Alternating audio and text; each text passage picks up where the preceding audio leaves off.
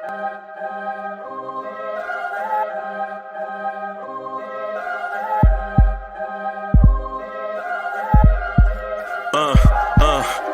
rank where the view is nothing less than phenomenal for how I express and project from my abdominal. The only view better, both my daddy and my mama know. No living parents, my sons give me balance. My wife is my serenity, this mic is my identity. The world is foul enough, that's why I write without obscenities. Provoking danger with broken language and spoken anguish. Begging to get hurt, why would you ask to go through changes? Yes, Lord, life's a chessboard, master the angles.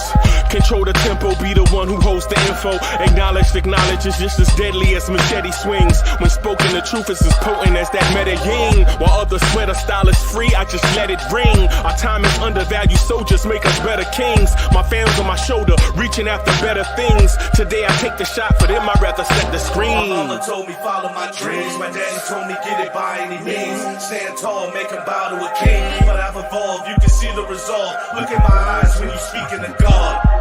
Life and for those who we caught up in using what I was taught with the muse. I guess they call it proving I'm more than an artist. Penciling out my darkest while stenciling out a harvest. And storing what gets me from A to B, just like garages. Instrumental with collages. Envision what I've been drawing. Broadway to give you rhythm like the great Lena Horne. So bent on, found comfort in the storm. Find peace and on when you see them others perform. Organized chaos, outcast it like hey ya.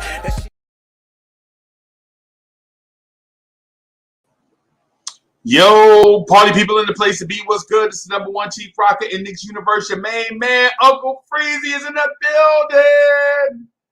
What's good? What's good, party people? Y'all want this party started right. Y'all want this party started quickly. Right? Bam! Throw your hands in the air and wave them like you just don't care. And if you got some loot and a stick of juicy fruit, somebody say, oh yeah. Oh yeah. Scream. Let's go. Let's go. Y'all know what it is. Let's do this chant, man. Blue tears, orange tears. Blorange Tears. Let's go. Let's go. Let's get it, y'all. Let's get it. Danny Landis is in the building. What's good, Danny Landis? My guy, King Poppy. What's good? What's good? Mr. Lee is in the building. What's good? I see you. What's good, y'all?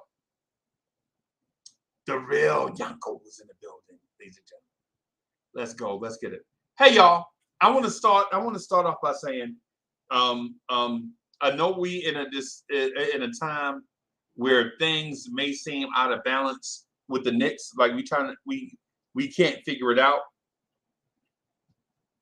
and so there are a lot of people that want us to keep it real, and then there are a lot of people that think when you keep it real that Knicks fans are being too negative, right? I'm in the mindset of this, and this is where I kind of want to keep it. I want to keep it fair and balanced, man. I just want to keep this thing balanced, right? I don't want to bash too many players. I don't want to bash the organization. I do want to be critical of them, though. Like no one person is above judgment, right? No one person, no entity is above judgment. We don't want to be unrealistic with ourselves, right? Yeah, we don't want to do that. So I want to speak to y'all about this, though. I want to speak to y'all about this. How are the Knicks going to fill out the rest of this roster? What is this roster going to look like for training camp? Let me find the training camp day. Let me see. Report to NBA training camp.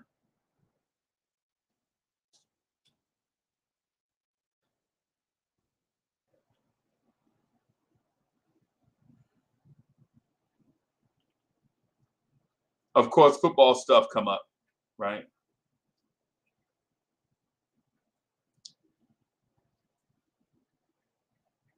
All right. So, all right.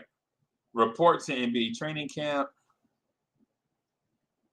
2022 New York Knicks.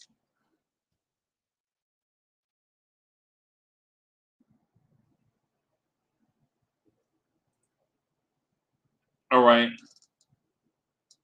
All right. Nothing. Nothing. All right. Let me ask y'all this. Have y'all heard any reports about who the Knicks are working out before training camp? Like who the training camp invites are going to be? Anybody heard any news about who the New York Knicks training camp invites are going to be? Kerry Cox, Mr. Cox is in the building. What's good? Big Marv is in the building. What's good? What's good, y'all? Jay Singh in the building.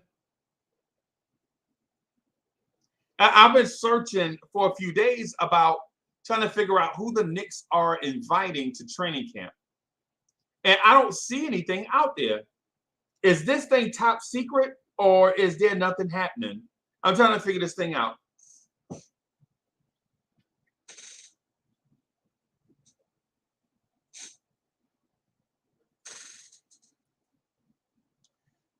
Is this thing top secret or is nothing happening? Yeah, I've been searching. Danny Landis, I've been searching. Let me throw this link in the chat so my man Danny Landis, my homeboy Danny Landis.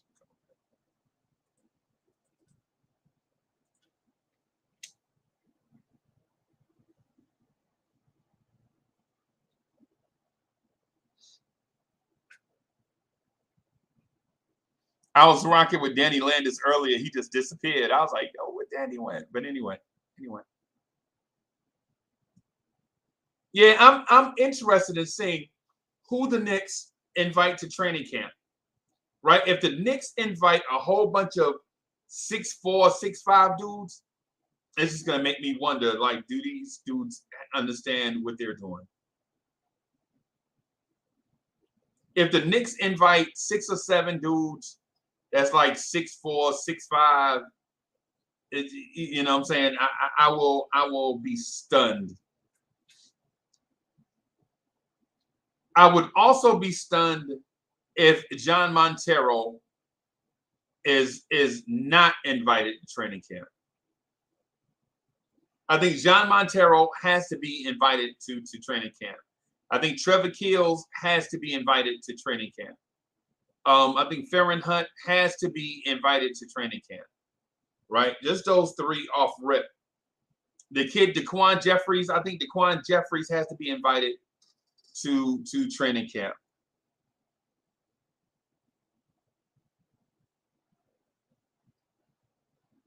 And Paris Decker says, how do you be critical on 2-year players in a best of the world league challenge to adapt to, grow and succeed in, and flourish in?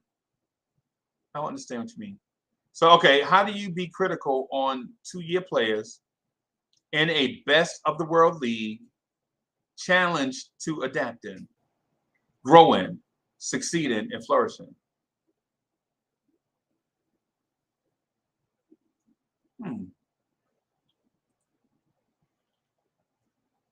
Anybody can be criticized, bro. And criticize and being critical is this. Critical is judgment.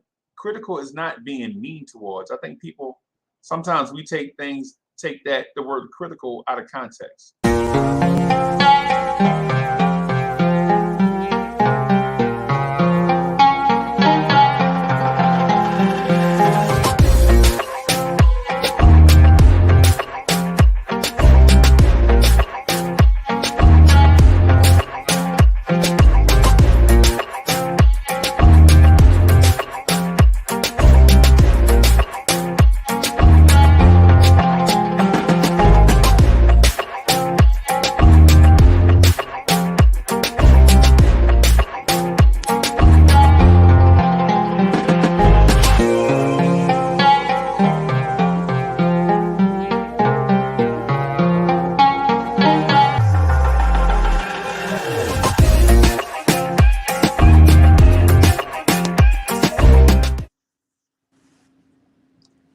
Danny Landis Breezy, is in the what's good? building.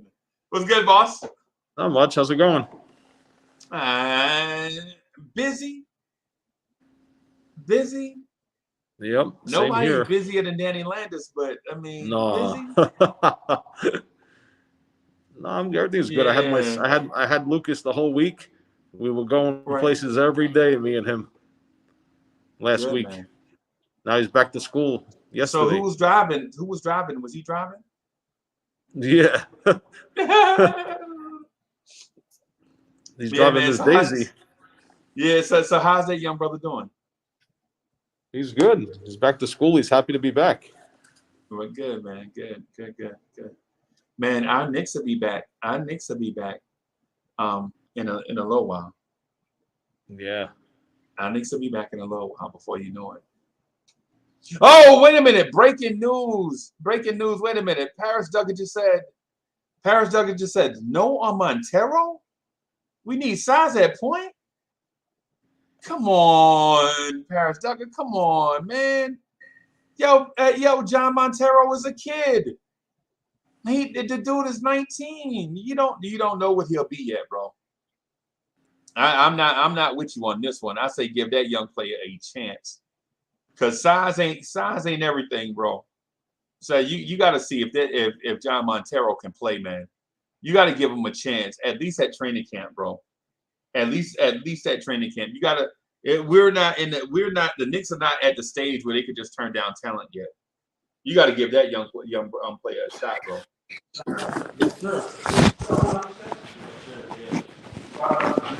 Yeah, man.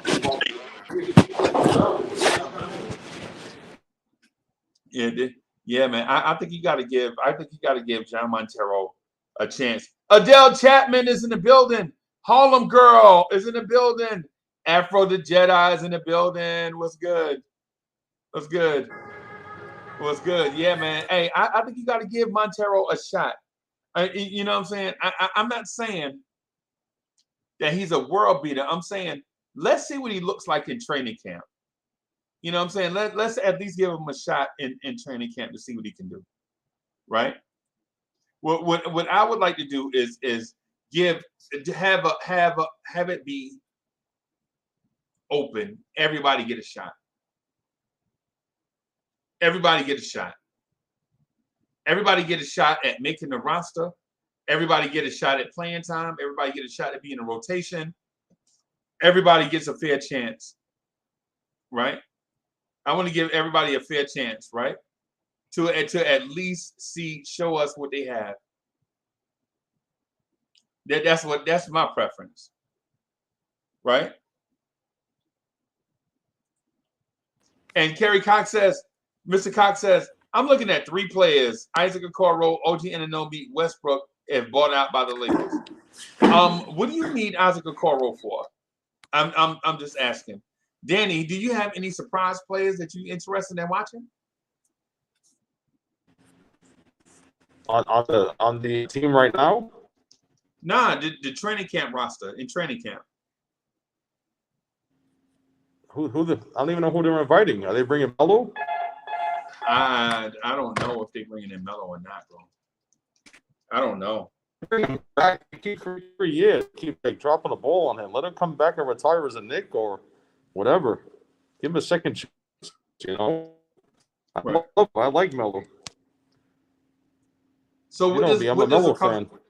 What does Carmelo bring to this young Knicks roster, though? Experienced, knowledge. He could pass the torch to these kids and show them how to do it. Okay. He can help them. He's going to help. He's not going to hurt them. Right. But who else is going to be on the training camp roster? We don't know yet, right? We don't know yet, and I've been searching everywhere. I can't find a definitive training camp invite. Like, basically what'll happen is they'll have like some type of workouts and stuff before they invite people to training camp, right? So they won't waste time. And then what'll happen henceforth is that they'll trim down. They'll go from a list of like 40 dudes to a list of 20 dudes and then go to camp with 20 dudes on the roster.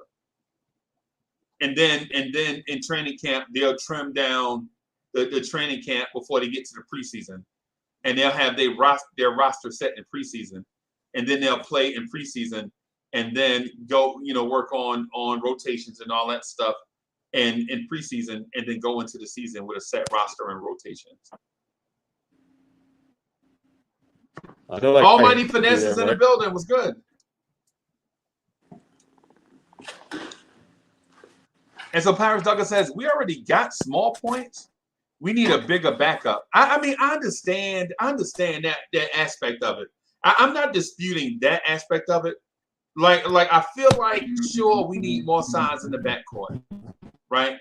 We need more size in the backcourt, but at the same time, I don't want to discard John Montero before we can actually see what he can do, right? I personally, I would love it if the Knicks are going the way of the youth.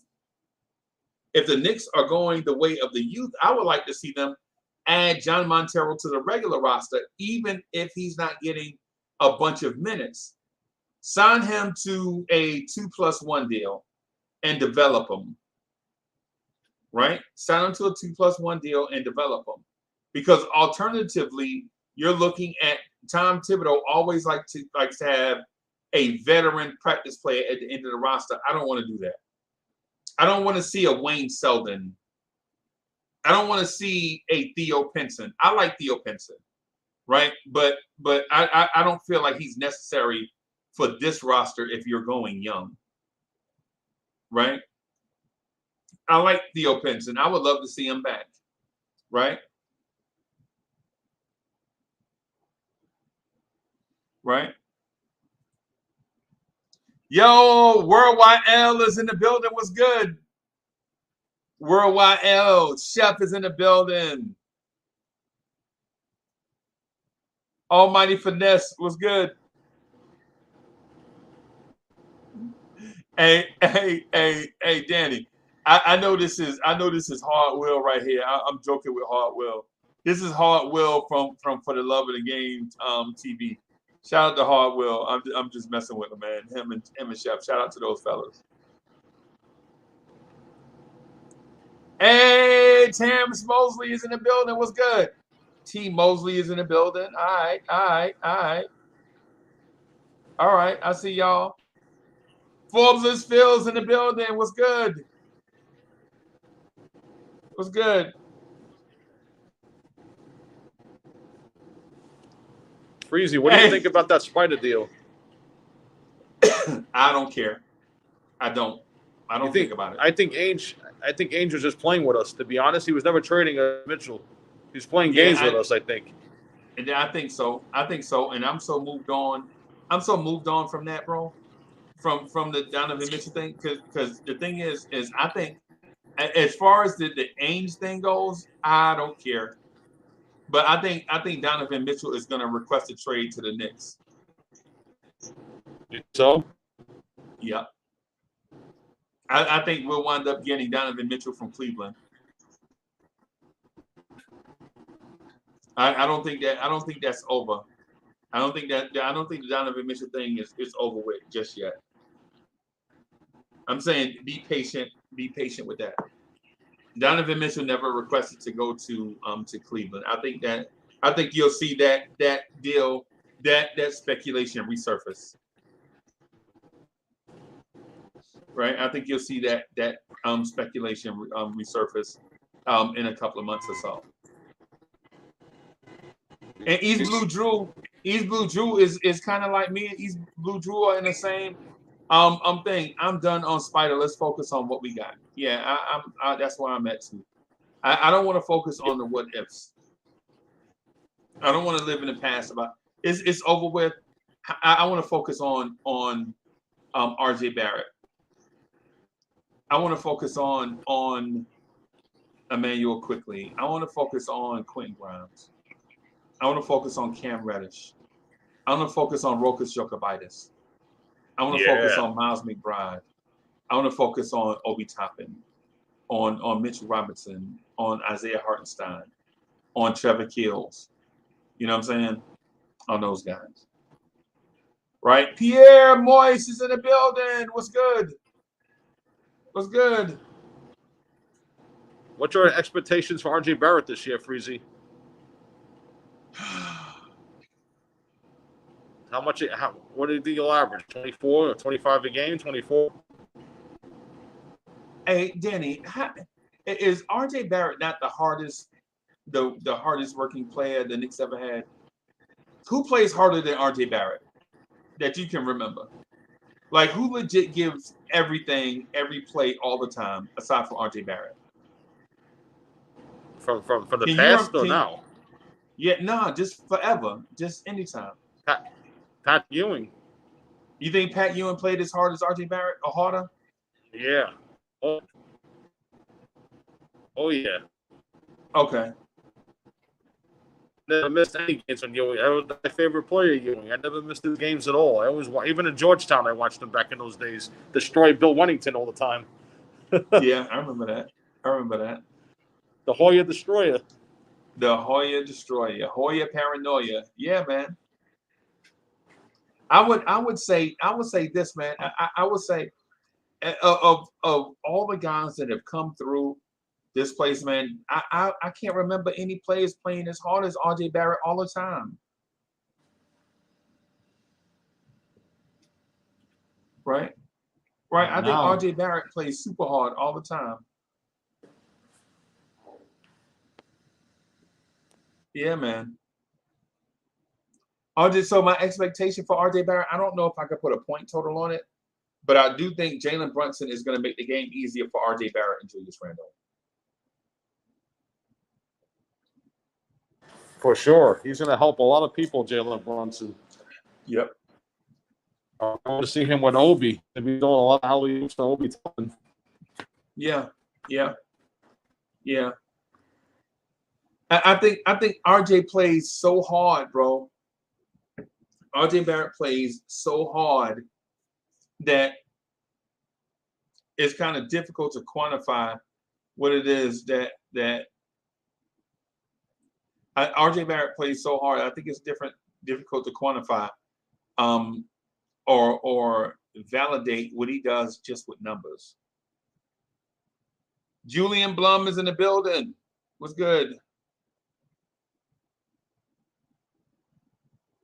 What's good, y'all?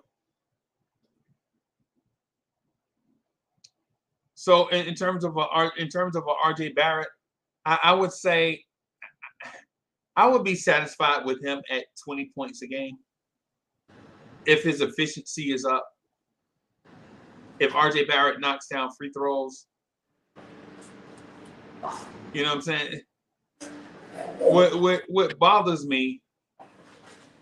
What bothers me with the RJ Barrett thing is his free throws. That's disturbing. To be an elite player, to do what he does, the model for him is 80% from the free throw line. You got to shoot 80% from the free throw line, man. What was his average before? What was it last year? I think it was like 74, 71, 71, something like that. That's low. That's low especially for a guard, man. Come on. A guard forward. Come on, RJ Barrett. You know better. At home, you were curious about Freezy? Grimes. I'm really curious to see what Grimes is going to do this year. Time to step it up, right? How? See his scoring, defense. If it's better defense, I want to see improvements from this guy. They keep talking about improvements and developing these young guys. I want to see what development he has now coming into the season. Where though? Offensively, defensively, all of them. I know Sims is looking good when we saw him in the summer league. Sims? You said Sims? I said Jericho Sims is looking pretty good when we saw him in the summer league, right? Yeah. Oh, I thought you meant Sims was helping Grimes. Okay. Yeah. Yeah. I saw Sims do like the Euro.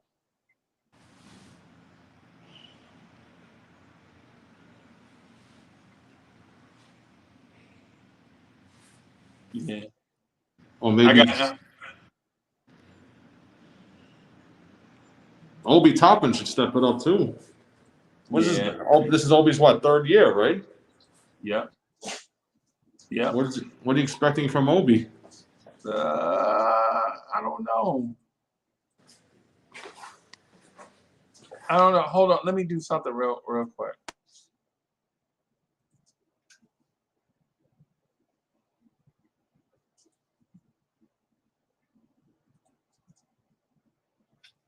Yeah. Can you see me? Are you all right? Everything all right?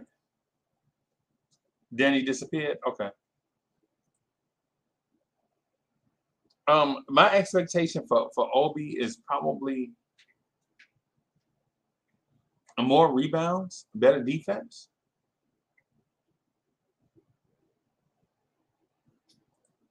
And D9 says hard to step it up until the coach gives him more minutes. I think Obi needs to embrace his role, whatever his role is, just thrive in it, man. You know what I'm saying? Like instead of us saying that Obi Toppin should be 20 and 10, I think we should be like, just be productive whenever you on the floor. Knock down your shots, grab rebounds, play good defense, and then the numbers will be what the numbers will be. You feel me? Man, Danny is tall. How tall are you? 6'8"?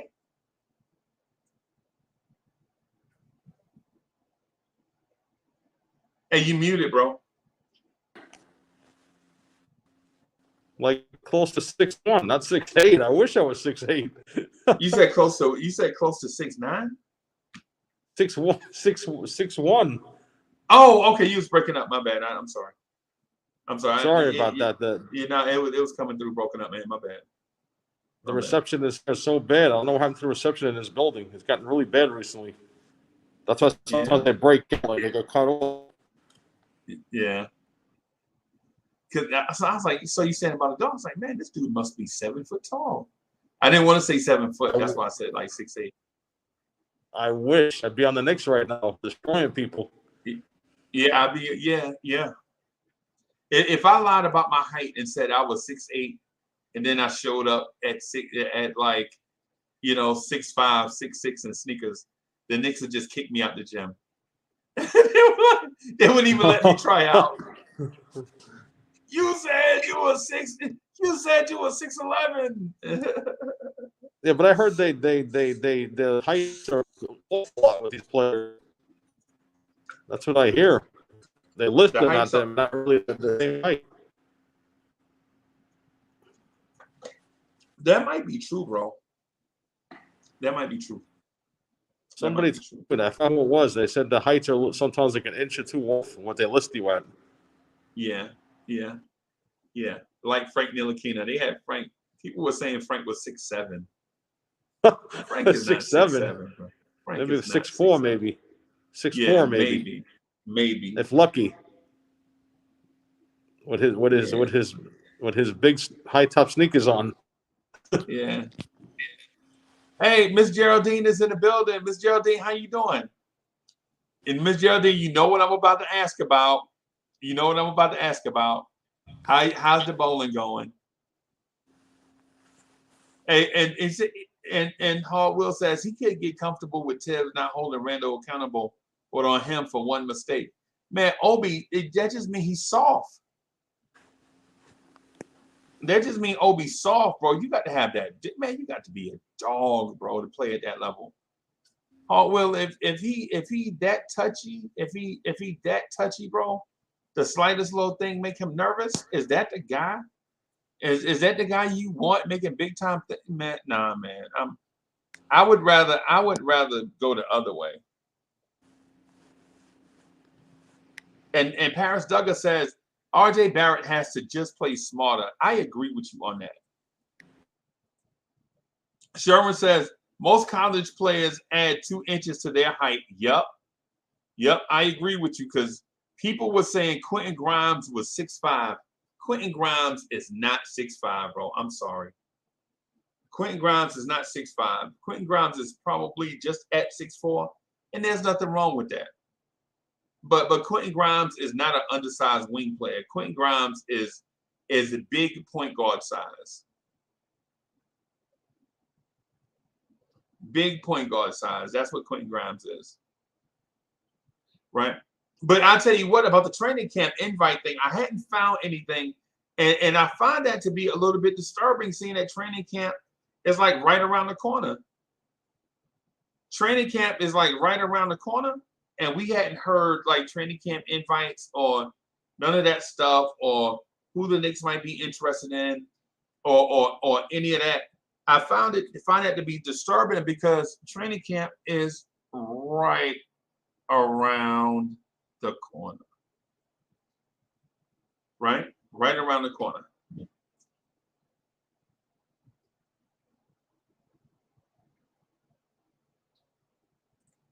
Chef is in the building. What's good, Chef? My man. And Chef says capital SOFT. And Miss Geraldine says, bowling is great. We had a good night last night. I'm excited for y'all, man. Hey, yo, and I know this is not the all about Miss Geraldine's bowling league and all that stuff. But yo, as people, as humans, as people, yo, we gotta be excited for each other, man. Excited for other people's success sometimes. That's why when I hear about when Miss Geraldine talk about her bowling league, that thing get me excited because I legit get excited about other people's successes. I be wanting to root for other people, man, and I don't feel like there's nothing wrong with that. Hey, D'Angelo, let me do this real quick, man. I got to get back to this. Hold on.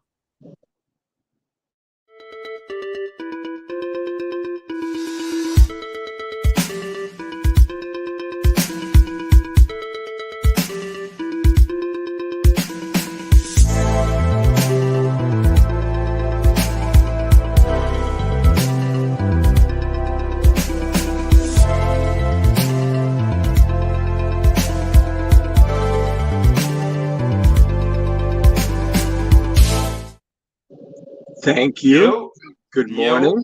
How you doing, man? All right, I'm hanging in there. Thanks for the intro, getting that, dusting it off, getting ready, pre-season stuff. With the intros, that's good. Yeah, training. Yeah, we got training camp coming up, man. They got. Oh, hold on. Let me do this. Yeah, go Hold ahead. on.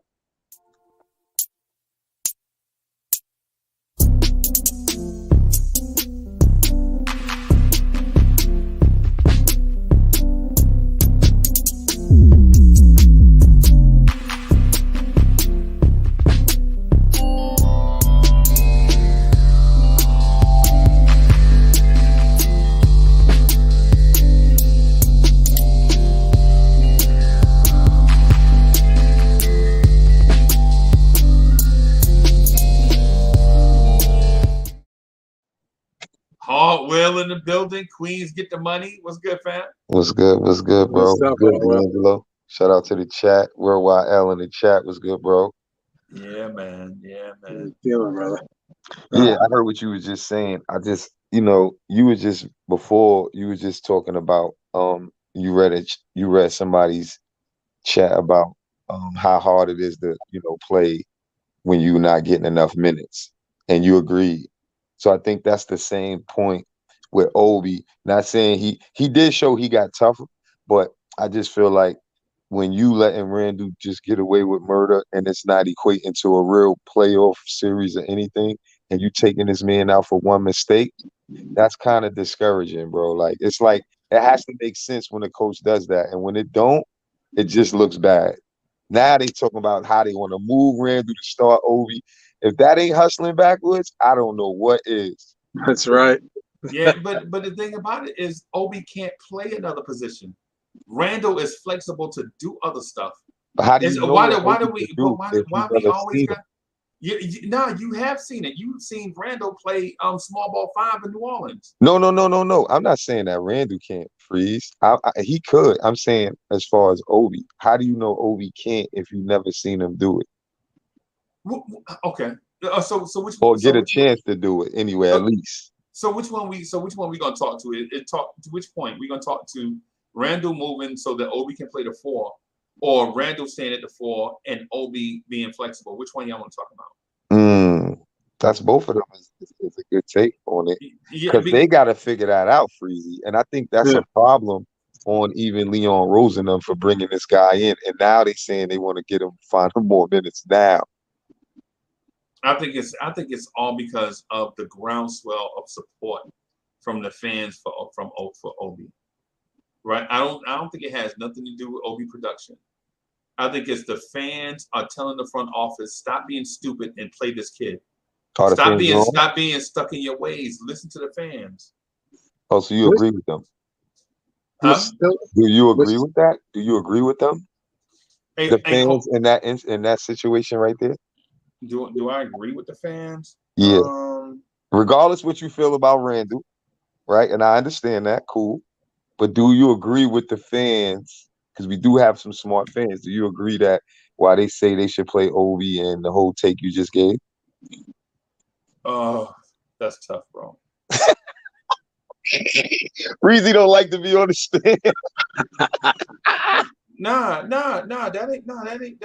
No, I'm just saying how you be like, yo, don't incriminate me. Don't put me on the stand. Nah, I love the attention.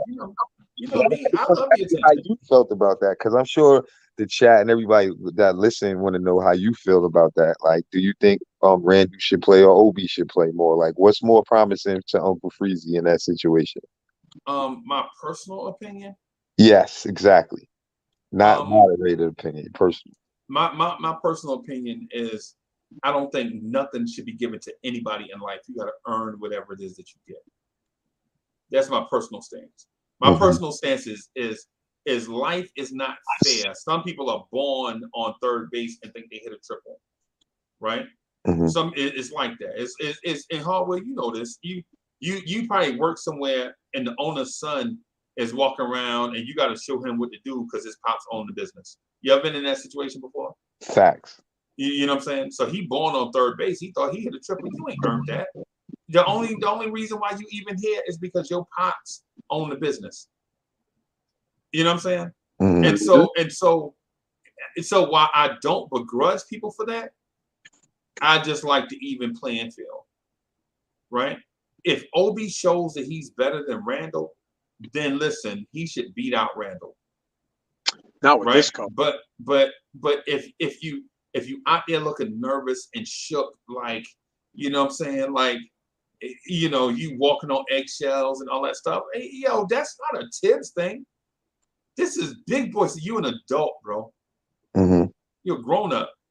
Yeah. You know what I'm saying? If your mental is that soft where, and nothing against that, because some people are super sensitive, and that's just how they are. That's in their DNA. I'm not saying something wrong with them, but if you're a super sensitive person in a hard rock business, you understand that's just how the business goes. You know what I'm saying? Like it's just like some people can't drive in New York traffic because people blowing horns and shooting a bird and cussing them out, and people just get shook all of a sudden, start freezing up in traffic. Nah. And if you ain't built to drive in New York traffic, bro, don't drive in it. You know what I'm saying? That's the thing. That's the thing with me and Obi. I want Obi to be successful because Obi is ours. I want Obi to be, but don't come in here like a dude that made the All-Star team that had one bad season should get ran out of town because we bought in a new shiny toy. Nah, man, come on, bro. But Thibodeau's got to play this guy. He's got to play this guy. He's not going to play. He goes to Randall. Who's going to play? He's going to play who he feels comfortable with, Thibodeau. This is where it's going to be a stumbling point right there with Thibodeau. I'm telling you, he's got his favorite. His favorite is Randall. Obi could be shooting a light. If he had he'll pull him. We're like, why is he pulling him out? We had all that last season. He pulled him out. He was heating up. He had the rock. Boom, he's doing some good things, and then boom, he pulls him out. And then Obi's looking back at everybody. Why didn't you just pull me? Why am I now sitting? He goes with the hot. He's like, oh, he's got a hot hand. Then he'll go right back to Randall and play Randall.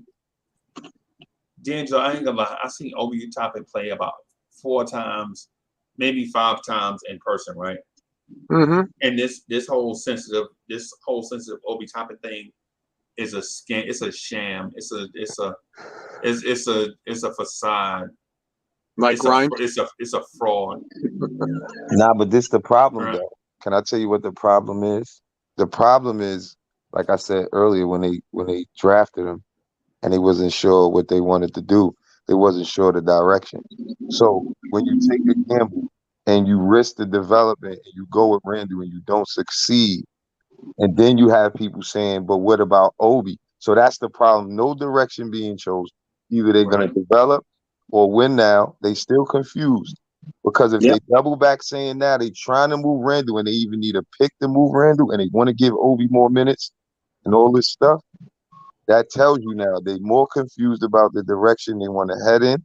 They saying all this good stuff about Obi running the floor, great teammate, blah, blah, blah, blah, blah. So why are they trying to break that down if they know they still want to go and try to make a playoff push and not really play the kids, to really play them and improve the way they really need to improve? Because how was Randall when Randall first came to the Lakers? Let's talk about that. Because he had to go through the same thing Obi had to come through. Now, was his opportunities different? Of course, everybody's are. But that's the same way you have to look at him. You can't look at him to where how you look at Randall when Randall has all this experience and it took him a long time to figure out, and he still can't figure out how to consistently be an all-star, how to get his team to the playoffs if it ain't with the fans is there. So it's a lot of stuff we can look at on both sides and say, this is the question. Can Obi be better than Randall, or can he be just as good as Randall if he got the same opportunity to learn and play, because Tibbs didn't give him a fair opportunity, in my opinion. So that was too many points for me to speak to at once. What I'm gonna do I addressed all your points though. That's what I did. Oh, okay. Either way, I'm gonna just say this though. I'm gonna just say this. The Obi Toppin is all shucks, my feelings hurt thing is a lie. I see Obi Toppin play 4 or 5 times. I can't remember. I think it's 5, maybe 4. Right? When the camera's on Obi is like, oh shucks. You know, my mama gave me a biblical name. You know what I'm saying? My father was a baller and all this stuff. But then when I see Obi at the game, bro, Obi is being held back by Julius Randle. Obi Toppin cussing out the coaching staff. And then we come up here and be like, well, Obi's sensitive, man. You know, Obi, nah, bro. What I see on camera and what I see in real life is 2 different things. And so I think Rob the Knick tried to explain it to me when we was at a bar in Charlotte, North Carolina, just doing adult things at this bar in Charlotte, North Carolina. And Rob the Knick was trying to explain to me that it's the heat of the moment, Uncle Freezy. You know, when Obi a competitor, when the ball go up in the air, you see that dog come out of Obi and all that stuff. And I'm like, nah, bro. I operate in this mode where you the same everywhere you go. Don't tell me about this dude is one way one day and another way another. I can't trust that. I can't trust complicated personalities, bro. I can only be around. I can only rock with dudes that's the same way all the time, right? You don't have to be mean all the time, but you don't have to be angry all the time.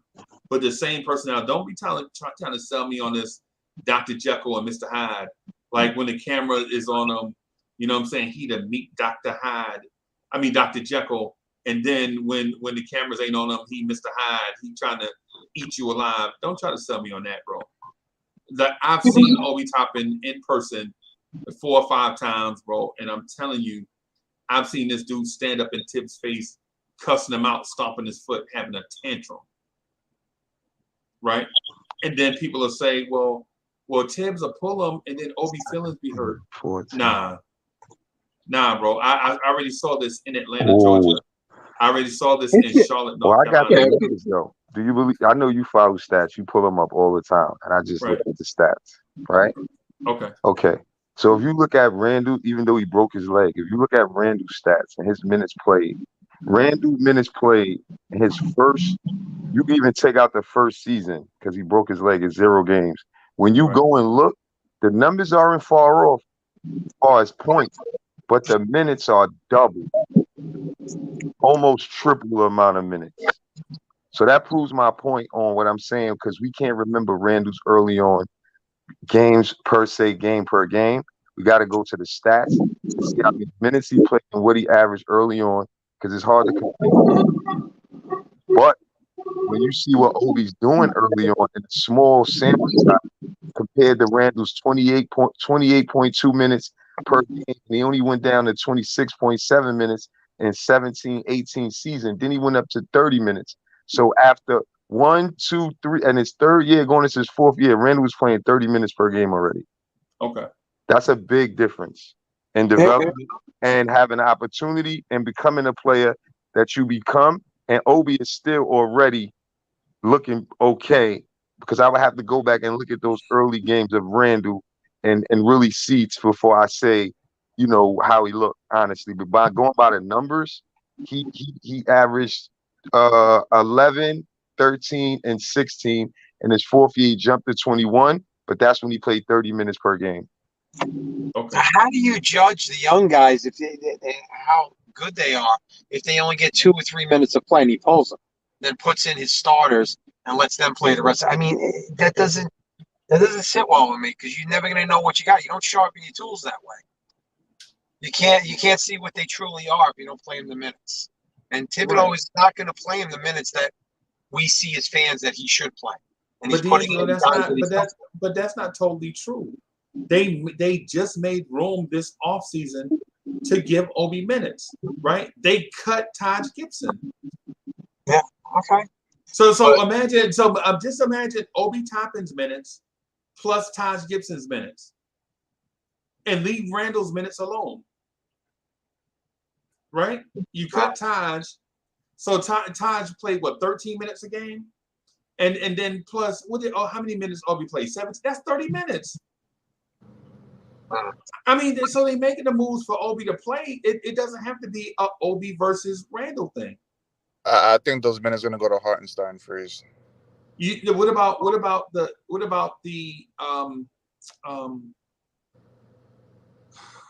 not Noel, because Noel only played 26 Taj games. played a lot of backup center minutes for us. Oh yeah, that's true. I can see that. Okay, I'm with you. That was Tibbs' breaking case of emergency, and Tibbs breaking it every game. What's good, Jay? What's good, Harwell? What's good, D'Angelo Freeze? Good morning, fellas. What's up, Jay? Yeah, I think Obi gonna get a lot more minutes than what y'all think, bro. But I just don't subscribe to this woe is me. The organization is doing Obi Toppin wrong, bro.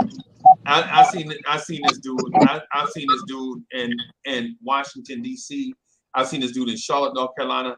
I've seen this dude in Atlanta, Georgia. And all the times that I've seen him, this dude is like cussing out coaches. And you get to see people personality at games, right? You get to see RJ Barrett is more of a quiet dude who only yells and stuff when it needs to be done. You saying Obi is loud? Yes, Obi Toppin. I didn't know that because he don't show that in the game. Oh, I guess because we don't see him enough, maybe. But Nah, because every time he see the camera, he start cheesing. Like, I'm very happy to be here. But Freezy, like I said, when a coach make that decision, right, and it don't work, he sacrificed the minutes. That's why I just showed the minutes to you in reference. I wasn't saying that's Obi against Randall thing. I was making my point on what I was trying to say to you about when it don't work, when you a coach and you go with the older guys and it don't work that way, then that's why the minutes is so different. Even different. You can go into the Thibodeau did a horrible. And you can't say that where he is right now, the minutes don't matter because that makes you better. Thibodeau did a horrible coach. And so Bo says I'm the cat master for Obi. I tell you what, I'm gonna bring on. I tell you what, you know me. I like when people challenge that. Now I understand what you're saying. I wasn't challenging you. No. This ain't about challenging nothing like that, bro. This is about us putting facts out here on the table and us talking our way Facts. through it. Thank you. That's You know it. what I'm saying? Facts. Yeah, but Paris Duggar, thank you for the generous contribution. Paris Duggar says keep Randall and Obi. We face lots of small ball lineups. Hey, Paris Duggar, I agree with you on that too. Randall's trash. Stop. I agree with you. I agree with you on that too. But what I will say is this. I can't. What I will do is I'll ask Uncle Fulio, Divine, Staffordon, and Rob the Nick maybe was with us. I'm gonna ask him to because I think all of us were at a game in Charlotte. We went to the Charlotte game where Obi was flipping out, and I think I might still have the video on my phone. If I still had the video on my phone, I'll show you. It's the game where Randall got hurt, and Randall came back, and Tibbs pulled Obi out the game, so Randall could go back in, and Obi had a tantrum. You know, well, you're pulling me out the game. I'm hot. Bro, you ain't hot. You getting roasted on D. Miles Bridges is killing you down here. And then you talking about just because you got two wide open dunks the other way that you balling. That's not balling, bro. You know how I think Tibbs might play this out. You know how last year, if Evan Fournier was hot, he would finish the game. I think Tibbs might go with that aspect of the lineups where if Julius don't got it and Obi got it, he might rock with Obi, but he's gonna get the preference to Julius to see if he gets like the first shake at it first. And if you don't got it, then we go down to Obi. Same way how he did it with Grimes. If Fournier didn't have it, he wasn't on. He just played Grimes to end the games. It might be something like that Tibbs might be doing. So it's not going to be always a set way of I'm going to play these guys these amount of minutes. It might just be game flow dependent. Thibodeau did a horrible coaching job last season, balancing the Bucks with the players out on the court. He did a horrible job, and he goes by his own playbook. He's going to do the same thing this season. Yeah, and stubborn coach. I think he believes in, you know what, I'm going to give you a chance to get out of your own rut. If you're struggling, here's your chance. He's always going to be confident in his guys to get out of it. That's just the way he believes it. Whether it's right or wrong, that's just the way he rolls. But yeah, well, that mentality of the 1990s style of coaching is not going to work in today's game. So, and he's going to have a problem. He's just scolding guys walking off. The guys may mess up. He doesn't put him back in the game. McBride was one of those candidates where he put him in, scold him, and played the rest of the game when we had nothing to lose but play because we were losing out the rest of the way of the season. So that's why I feel he might do that approach with Obi and Julius if they're both here where, hey, listen, if Julius got it, Julius is going to play his 34, 35, 36, 37 minutes. Yeah. Those nights that Julius don't got it, Obi, let's see what you got, Obi. See, now that you said things, he also... Yeah, go ahead. No, I was going to say that's a problem because they still stuck between that like what I said on my tape. When trying to win now or developing a player that they're going to keep. Right. Like, if it don't pan out, it's the same thing again. That's all. And that's what the fans is going to say. Did you guys notice he did the same thing last year with Fournier? When Fournier was hot and he was hitting those threes, he was not coming out the game no matter what. When Grimes was healthy and Fournier was having a bad game, Tibbs didn't even look down the bench. Nah, that's true. That's his way of trying to win now, developing. Jay, come on, Jay, don't do that. Yo, Jay, that's his way of developing now. I mean, trying to win and say he's developing at the same time. But I think that's why he kind of like be stuck and not making adjustments. Yes. In the fly. That's what I meant. Because of that. Because that's what that could do as a coach. When you like, y'all sound hypocritical, man. No. I'm trying to give him a fair assessment that he's in a situation where hypocritical about we're talking about somebody who either has to win or patent their own stats, or he has to win, or his job ain't gonna be there forever if he keep losing. Thibodeau's yeah. I think y'all not being fair with Tibbs. Wow. Ain't Tibbs the same person that sat Evan Fournier at the beginning of the season, didn't let him finish fourth quarters? That's the same Tibbs, right? Are we not talking about the same Tibbs that benched Kemba Walker? A lot of that stuff had hidden agenda because yes, even when Thibodeau lost us more games than won us games. Kemba wasn't playing that bad. I know Kemba wasn't his knees what they try to make it out to be, but you got to look at how everything happened. And why did it happen? Like I say, if you make decisions the way he made them, They have to work. So wait, wait, Even so they let so him make his own decisions. so He's so when stubborn. Ti- so when Tibbs didn't give minutes to young players, Tibbs is wrong. But when Tibbs didn't give minutes to veterans, Tibbs is right. No, Freezy, We you were twisted losing, that, Freezy. We were Freezy. losing. I don't understand where Freezy, you're I tried coming to from. explain the position he was in. I said he was in a position where he is trying to win now, right? Right, And he's trying right. to find real minutes to develop guys because of the fact that if you don't win now, then you have to jump back, and this is what really happened, to let these guys get more minutes now than the face of your team. Burks is gone. I'm assuming Fournier is going to be gone. Noel is gone. Taj is gone. Look at their Yeah. minutes from last. Look at their minutes, and they cut you alone. Exactly. And wait a minute, And Freezy, they got you're Knicks. gonna. Yeah. Sorry. That's Go okay. Go ahead, D. No. I was just gonna say you're gonna look at him overplaying Gibson and not putting Sims in, right? Because that was a smart move, right, Freezy? That was a very smart move to play Gibson. I don't agree with you right there, D'Angelo. I would have played Sims. I wouldn't have played. I know the way you phrased it. I know you probably wanted Taj to play over Sims, but I didn't. I wouldn't want that. No, vice versa. No. But that's what I you said. meant But him no, I'm playing going by what you Sims. said. I'm just going by what you said. No, You said playing playing. Sims over You said Gibson. playing. You said playing Taj over Sims, right, Freezy? That's what you said, right? No, I meant That's what you to said. say. Let's okay. Or Look, were you being sarcastic? That's a No, good example, though. well, I'm In just saying, hindsight, Freezy, listen, that he was playing Taj too many minutes and he could have played Sims. Plenty of times. That's what I meant. That's all. Right, but we agree on that. Okay. What, I'm saying, yeah, this is we what this agree is on about. that. But what I'm saying is, and I'm trying to be totally neutral here. What I'm I know you are. What I'm saying is you can't criticize Tibbs for not playing Obi and not criticize Tibbs for not playing Kemba Walker. Like you can't criticize Tibbs for not playing Grimes when there was a stretch that Tibbs didn't play Evan Fournier. And what I'm saying is there was a stretch where Tibbs treated everybody equal. He was a habitual minutes messer upper, right? Because he can't play defense. Everybody equal. Don't say everybody. Yeah, bro, who didn't he do Randall that to? didn't get treated equal. Yeah, absolutely. I totally agree with that. He did not, bro. He did not hold that man accountable respectfully. Not at all. Okay. So I see a Randall, and I will raise you in Emmanuel quickly. Because he was giving Emmanuel quickly minutes and quickly looked like basura. Quickly didn't deserve those minutes he was getting early in the season. And he's Right. So we can't say that Randall wasn't held accountable when Quickly wasn't being held accountable. Okay, you can't say that agree the with veteran won. The veteran wasn't held accountable when the young player wasn't held accountable. And when Grimes first started playing, he got jerked around with minutes too. Yep.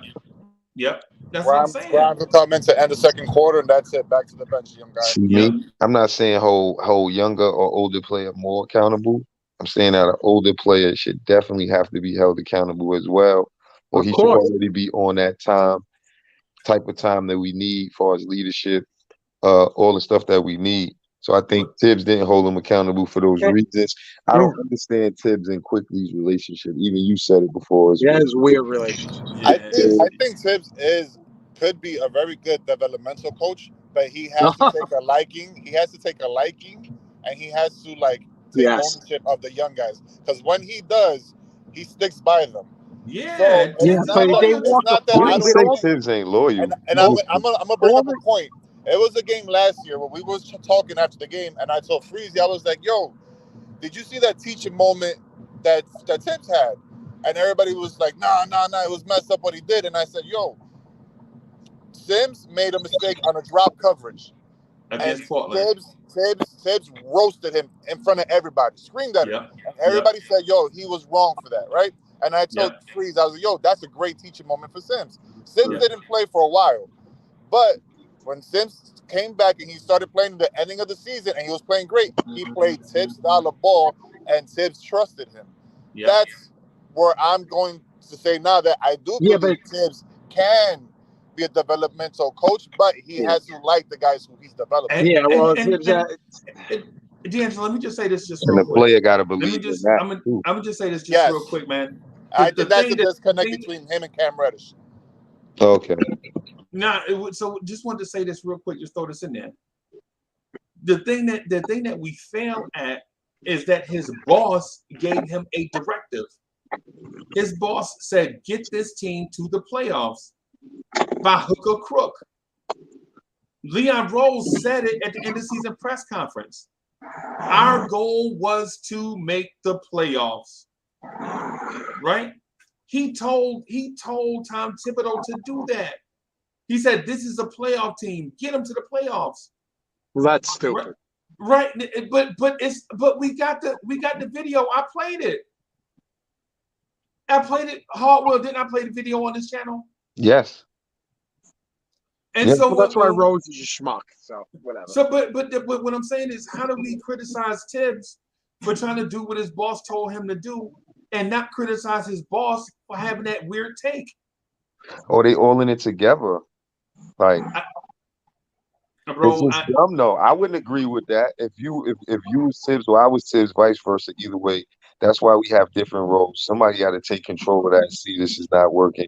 They gave it another shot because they overachieved with the 4th seed. Now you got to look at what's going on in the league. You didn't get enough talent. Now you got to develop. That's it. Go on the draft and go get some talent. Don't you dare go out there and try it again with Fournier, Randall, and all them old heads. Running back. But So Tibbs was worried about getting fired. Don't you dare do it, because you just that guy that never's gonna give up. And then it's like saying you don't want to prepare this team for later at all because you know you're not gonna be here. Stop it. Give him a job upstairs or something to let him know, or tell him that he's gonna be here so he can start preparing this team for later, because that's what we need. We need somebody that's gonna make those type of decisions and stop playing around with the direction. And that's been our take for the longest. Choose a direction, and then we can see some traction. You ain't gonna see no traction going back and forth, and that's what y'all gonna see this year. Something we could have did last year. But like I say, I respected last year more because we was coming off that overachievement of the 4th seed. So you can understand why Leon Rose even let Tibbs, do his thing to that extent. And now I think when we see a lot of different things, that's the reason. All roads lead back to Tom Thibodeau. No matter what time of year, all roads lead back to Tom Thibodeau rotation. Yep. It should. But clearly, I played the video evidence that Leon Rose said that our goal was to make the playoffs. And instead of us talking about Leon Rose's goal, we talking about Tom Thibodeau rotations. Well, how can he believe anything he's saying in an interview if he don't talk to the media? So that's like saying I could just do an interview, say what I want, and then never have to answer no questions. And disappear, right? Yeah. That's crazy. I can't even believe Leon Rose thinks that that's a smart way of. And Tibbs was sitting after the game, post game, and say all this brilliant stuff that if he really tried it, it would really work. And go in the game and do something totally different. Like, but Hardwood, if you know that, why are we still blaming Tibbs? Tibbs, hold on. It's up to him. I'm sorry, Hardwell. Tibbs calling out RJ during a press conference that he needs to get in the gym. Why did he tell Randall to get in the gym? No, he's like, he's a vet. No, because he's got 10 championships on. Nah, that was a different reason though, D'Angelo. Yeah, and they asked about RJ. They asked about RJ struggling with his shot. Yeah, after that, RJ kind of turned it up too. So he could use those tactics on a young guy to motivate him. But I think he should have called Randall out for other things. It wasn't really probably about the gym. It was like, get your head out of here and play some basketball. That type of, even if you didn't do it publicly, you're supposed to do that personally, because that's the relationship that I thought that those guys could have had, the way he gave Randall green light and, believed in him, all the ISO plays he had. So I feel like Tibbs deserved to have that type of conversation with him, and hopefully he did. So Tibbs had a better shot taking his mentality, because you said Rose called him out and said, hey, we need to make the playoffs. So he had a better shot with his vets that he go to, no legs, Noel and Rose, play all those vets that he feels comfortable with to make it to the playoffs with those guys, not the young guys. Hey, D'Angelo, you got something going on with your mic. I was trying to hear you. I didn't hear everything you said. Yeah, go to settings and switch it. Probably switch your echo button. Maybe Yeah. go to settings. Go to settings and play. And yeah, check it out. Yeah, I was trying to hear what you were saying, man. I'm sorry. I couldn't hear everything that you were saying clearly. But Freezy do fall back to Tibbs, and I think they need to figure that out. Or this is his last year. I don't know. But when I first started saying all that about Tibbs, it was like, oh, I'm crazy. But I've seen it because I'd like to think down the line for the future of the Knicks. Will we ever be that team again that, and everybody be saying like, oh yeah, we could if we do this, we do that. I just be like, now we a couple years behind to try and. But Hardwell, could it be that your young kids just ain't it? No, the crazy part is they show signs of it. So I understand why the fans be saying some of the stuff that they say, right? But to the fans, look, listen to this. It has to make sense. If the coach isn't giving them enough minutes to fully develop, that's why I did show the Randall minutes just to give a good comparison of the Obi Randall, because you can't compare the two fairly. So when you think about what I'm saying, right? These young guys that we see playing good, they doing it in a small window. So some of the players just be imagining, what if they really got a chance to play? And I agree with them. The only problem for Hardwill is this. They are not getting the chance. Thank you. And the direction that the team keeps proving to be going in, even trying to give up all those players for Donovan Mitchell, it proves that they still trying to go in that direction. And if they try to double back now and just let them play for a little while, Tibbs ain't really going to do it, to my opinion.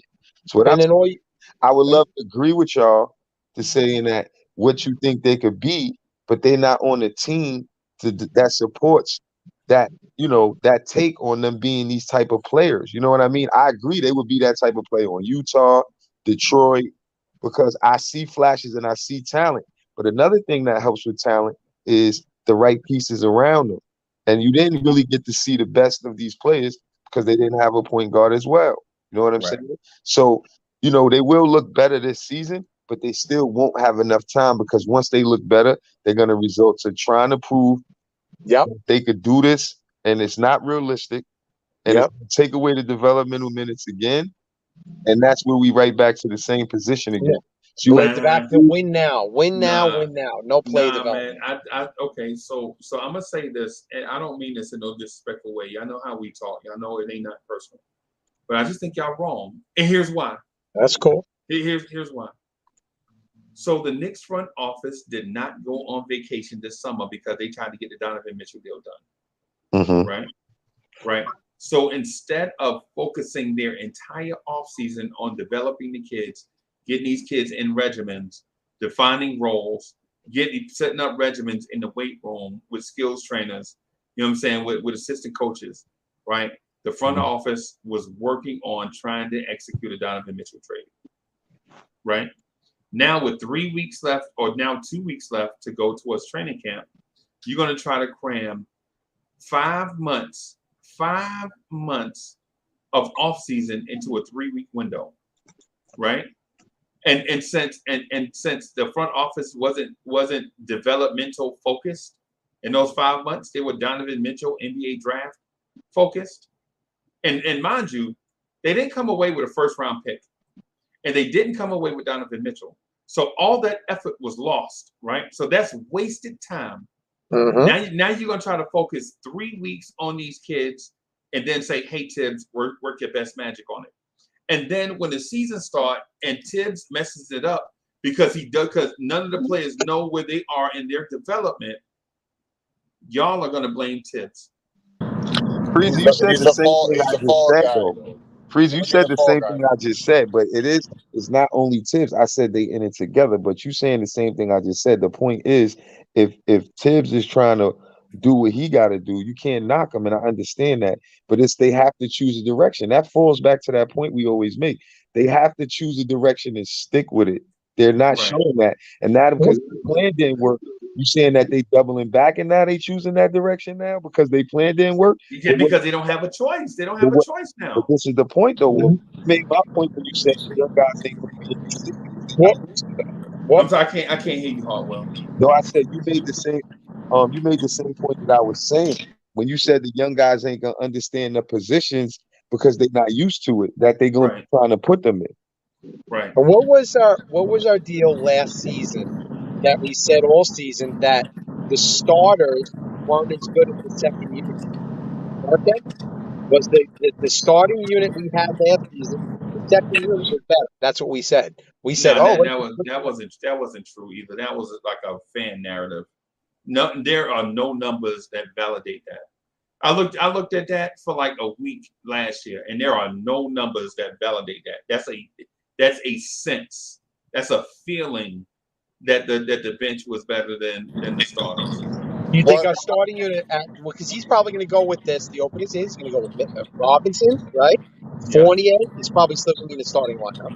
what Obviously, we have Brunson, RJ, and who am I missing now? Who else? Oh, and Randall. Randall. Yeah, what Freudian what slip. what I don't like what Leon Rose did is that he's looking for everybody else to be the scapegoat for his mess, right? Yep. I If totally agree with you. if you really care about Tibbs and you have a roster full of young guys for this season, Tibbs is not going to get fired because you have the buffer of I'm teaching your young guys how to play, right? It's going to be the same thing that happened when we missed out on KD and Durant. We hated everybody that was on the roster. KD and Durant the same person, bro. Huh? If they, KD and Durant are the same person. I think you meant I can tell Kyrie you and that. KD. But the point is now that we missed out on Donovan Mitchell, unfairly he put pressure on, you know what, RJ got to justify his contract now. Julius got to come back and be this. Grimes has to be this all-world type of player because Yeah. we specifically held them out. So Leon Rose is putting the heat on Not guys that he's not realistic. supposed to do Yep. that. Well, It's not realistic. It's not realistic, bro. You're right. I think that's all out there. I think this is it. It's do or die this season. Yeah, but If again, this if he bottoms goes out into this the season, season hold on. and he guess what? If he's playing Obi, he's playing Reddish, he's playing Gray, all these guys are playing, we will live with them. But you know what? Tibbs is playing the young guys. We got no complaints, right? Win or lose. If this season bottoms out, Dolan will step in at the end of the season. If this season bottoms out, Yeah, if the I think season all bottoms out with the same guys, yeah. But that's what I'm Oh saying. yeah, Leon is not doing his boy a favor. no. You're not saving his Thibodeau's on job. notice and Rose is on notice. If this season bottoms out, I tell They you all, right. they all are. But I think Freezy said it best that he's gonna have the opportunity to hire a second coach. Yeah. We'll see. We will soon see. But that's the only thing I don't like what Leon Rose is doing. Like you're putting unfair amount of pressure on the young guys now. Yeah. Who knows if they're able to take the heavy workload or the minutes that they're gonna get? It's just it's a mess, man. He's very green at this job, and that's what bothers me.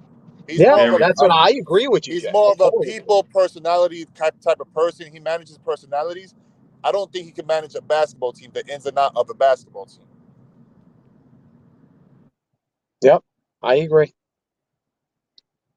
Yeah, man. And so the thing I was getting at ultimately, man, let me change this background. Okay, let me change this background up here. Let's get on us on the court. Yeah. Oh my God. Turn the lights on. Yeah, turn the lights on in here. What channel is this? This is Blorange Tears. Word. Bim. There we go. Now things are okay.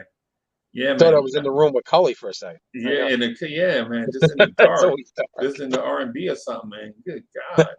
But yeah, man. Ultimately, I think it comes down to this. I think Tibbs is a universal minute messer upper for a lot of people, and it's not just the young guys. He do the veterans like that too. That's why Kemba Walker was hot at Tibbs. That's why it didn't work. In-game adjustments, though. Yeah, he said he used to let a 48 play 24 minutes, but not in the fourth quarter at the beginning of the season. People forget about that. People forgot that he used to sit Nerlens Noel for long stretches when Nerlens Noel could play. You know what I'm saying? When Nerlens Noel was healthy, he used to just sit him. Yeah, remember when Tibbs sat RJ year one? Yeah. Tibbs do that to everybody, bro. But to just say he do that to rookies, man, young players, I don't think it's fair. And also to say that that Tibbs has axe to grind against Obi is not fair. He burns his guys out though. By the end of the season, these guys are half dead.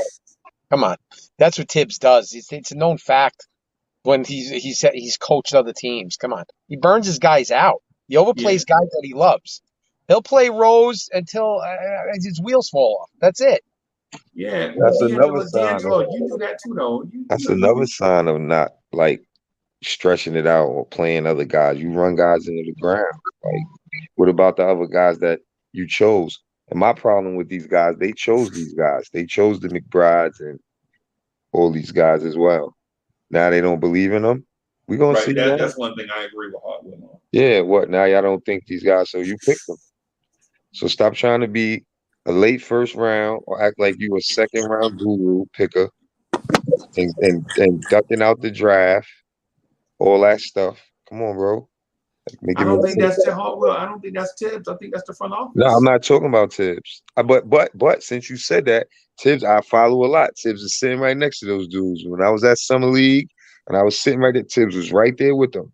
So let's not try to make an excuse for him neither. If he's around, it's like me, you, and D'Angelo chilling, and me and you talking about who we want to get and D'Angelo's Tibbs. He knows. He has a say-so there. He's going to say, yeah, I like him. No, I don't like him. And we all know McBride and Grimes is Tibbs guys. And all that stuff we've been hearing about, oh, they don't want to give up Grimes. Grimes. That could have been Tibbs.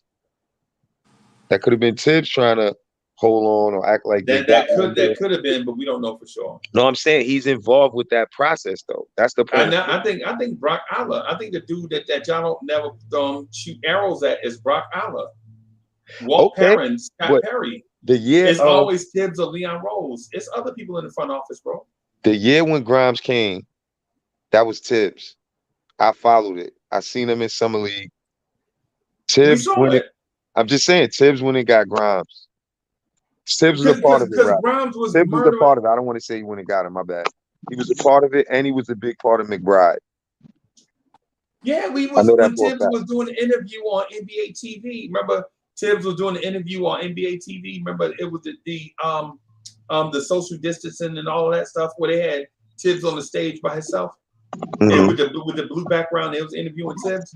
You know who was murdering the team, the game that was Quentin Grimes. Quentin Grimes was legit while Tibbs was doing an interview on national TV, NBA TV. Quentin Grimes was murdering the opposing team in that game.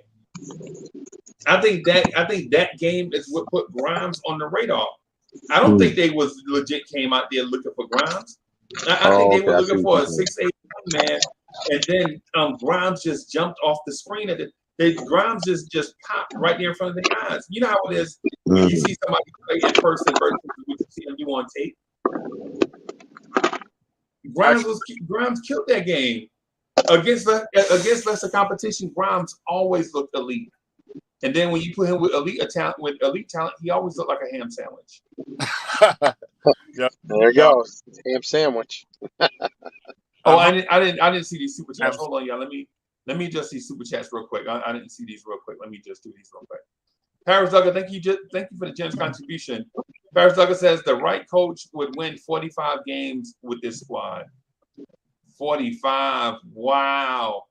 And Paris Duggar also says quickly Brunson and RJ are gonna take a monster step. I think quickly and RJ are gonna take a monster step. That's my opinion. I may be wrong. That's my opinion. Jay Boogie, hold on. Before you say something, Jay Boogie, let me do this thing the right way. Let me get back to what we've been doing. Hold on. I got to get in preseason. I got to get in regular season form.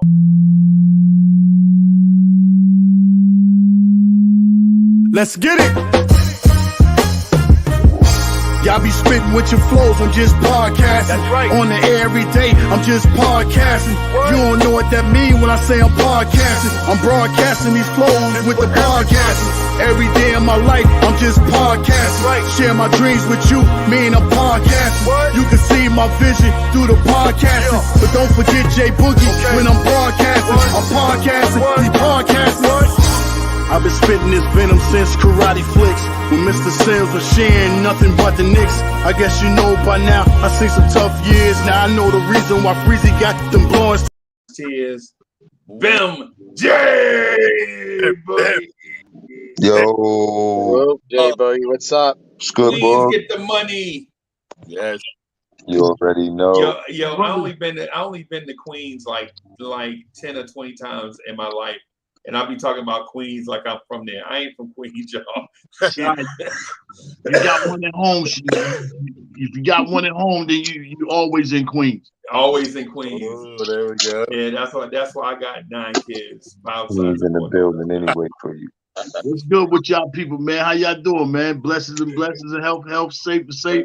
Shout out to the greatest people there is on earth, especially them people in the chat.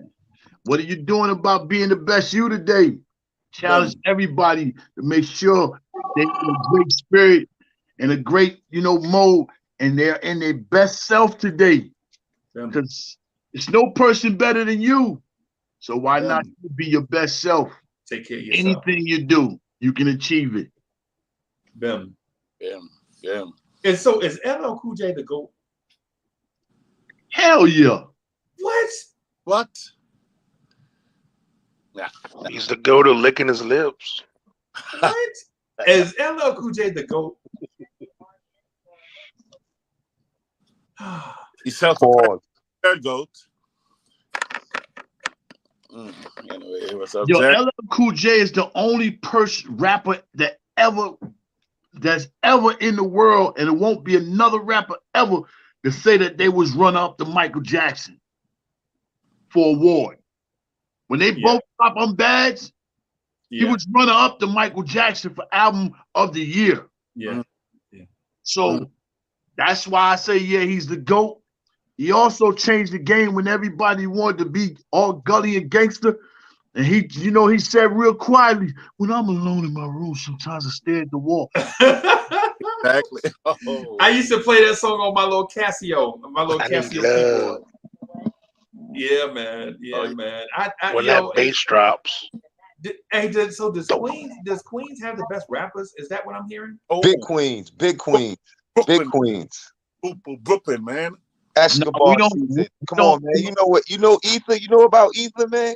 Yes. Okay, then. That's it. Don't ever we do gotta that. rephrase that. We don't have the best rappers. We have the best in everything. Oh. Everything. Oh, come on, man. Yo, I ain't We even got the most rings. Okay. Basketball players. The most rings. The most ball players that's Big been in the Queens. How about boxers? Tyson alone over. Boom. Drop it. So I'm just gonna say this, man. And Hey, Biggie's from Brooklyn. That's all I gotta say.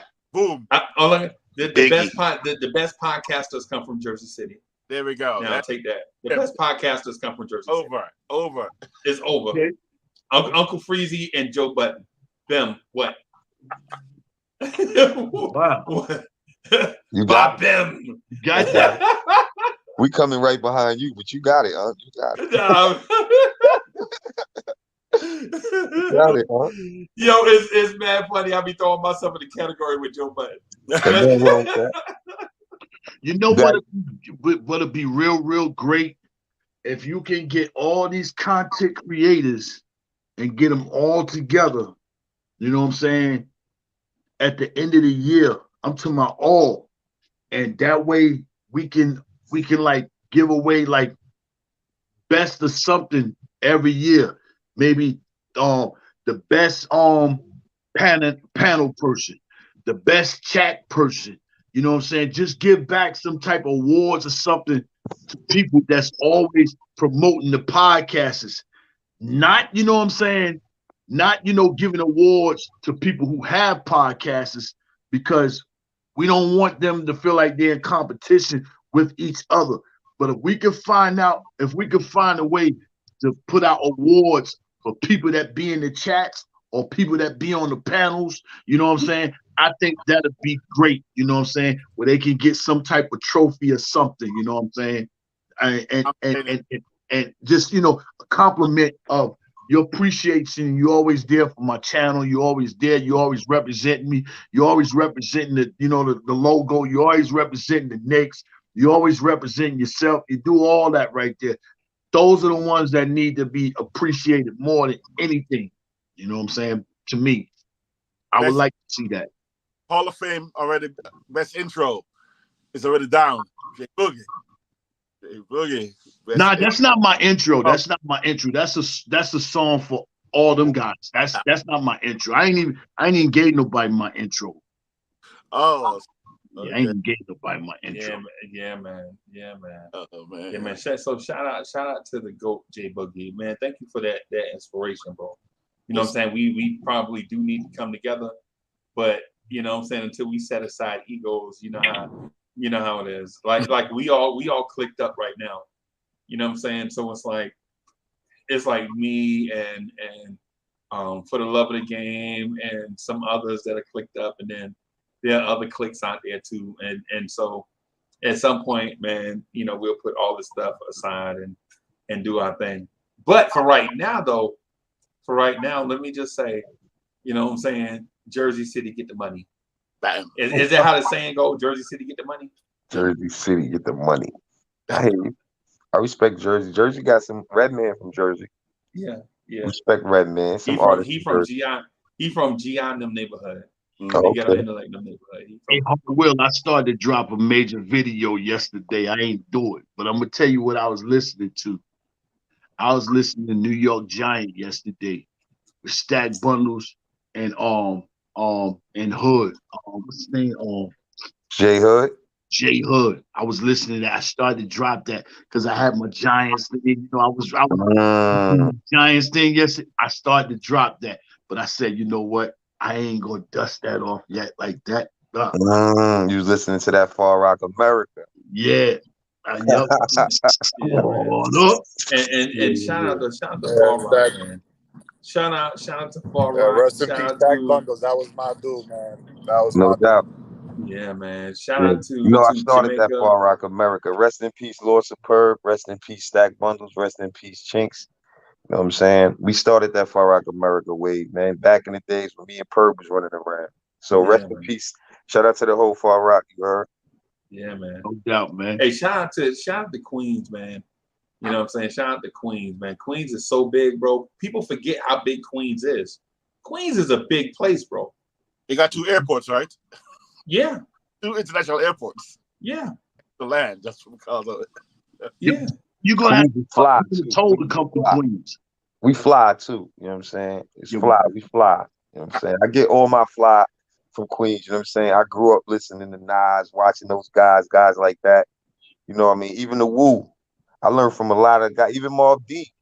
Like before it was the internet, we grew up off of that kind of stuff because, you know, those was our icons. You know what I'm saying? Even basketball players too, the New York legends, you know what I'm saying? Street ballers, all that stuff. When you combine New York hip hop, New York street ball, and you really into those cultures, then this is how you come out. You know what I'm saying? New York, hip hop, and a lot of street legends. Even though with respect to all the other places, that because now that we get a chance to see it, you know, and I want to say this, it's talent everywhere.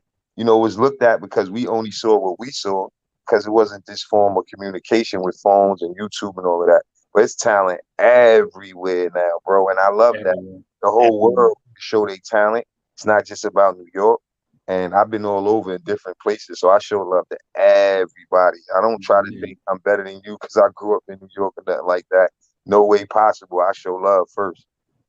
Yeah, man. Hey, and Sherwin. Hey, Sherwin. Hey, shout out to Barbados. Look at Sherwin. Okay, I see you. Hey, yo, shout out to Barbados. Shout out to my family from Haiti. You know what I'm saying? How about Jamaica, man? Hey, make sure you don't sleep on them Long Island rappers now. Yeah. I think Eric B and Rakim, EPMD. Shout out to Max Kellerman. Max Kellerman. Shout out to what's the name from Long Island or represented the island? Leaders of the New School. Yeah, remember that? Oh yeah, too. Das FX is from Long Island too. Yeah. It's a lot of talent out there, Coach. For real. I think the dopest verse I ever heard.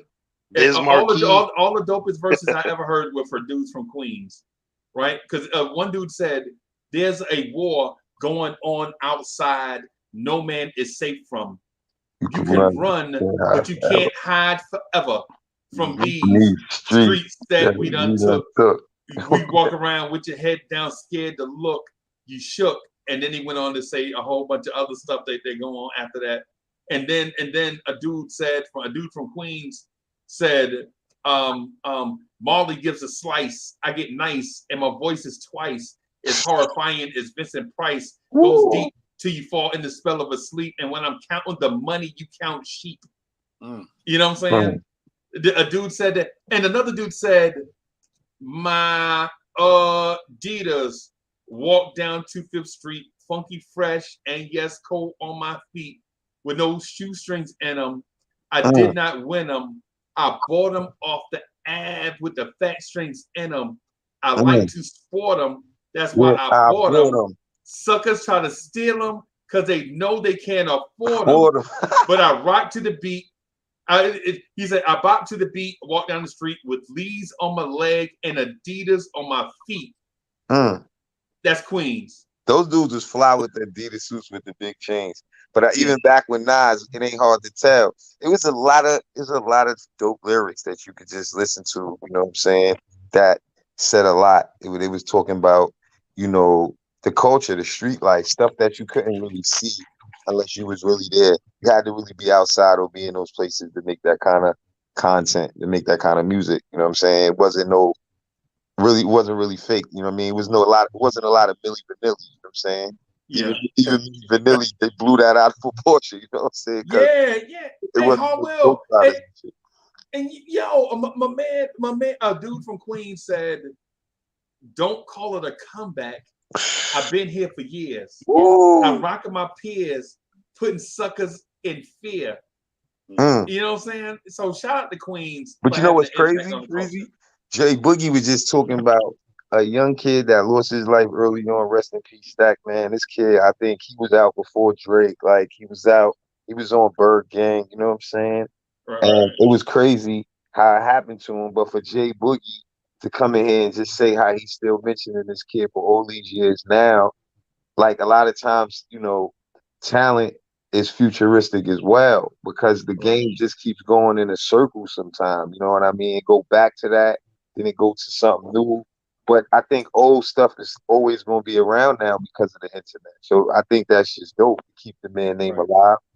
And the music is timeless. That's the word I was looking for. The music is timeless, bro. Yeah. And that's just another Queens legend. I hear a lot of kids growing up that put Stack up there with the Biggies, and you can't question them because he's way younger than them, and that was their Biggie. You know what I mean? So, and Chinks and, etc. A lot of other guys, but that just was dope with me. I just wanted to say that.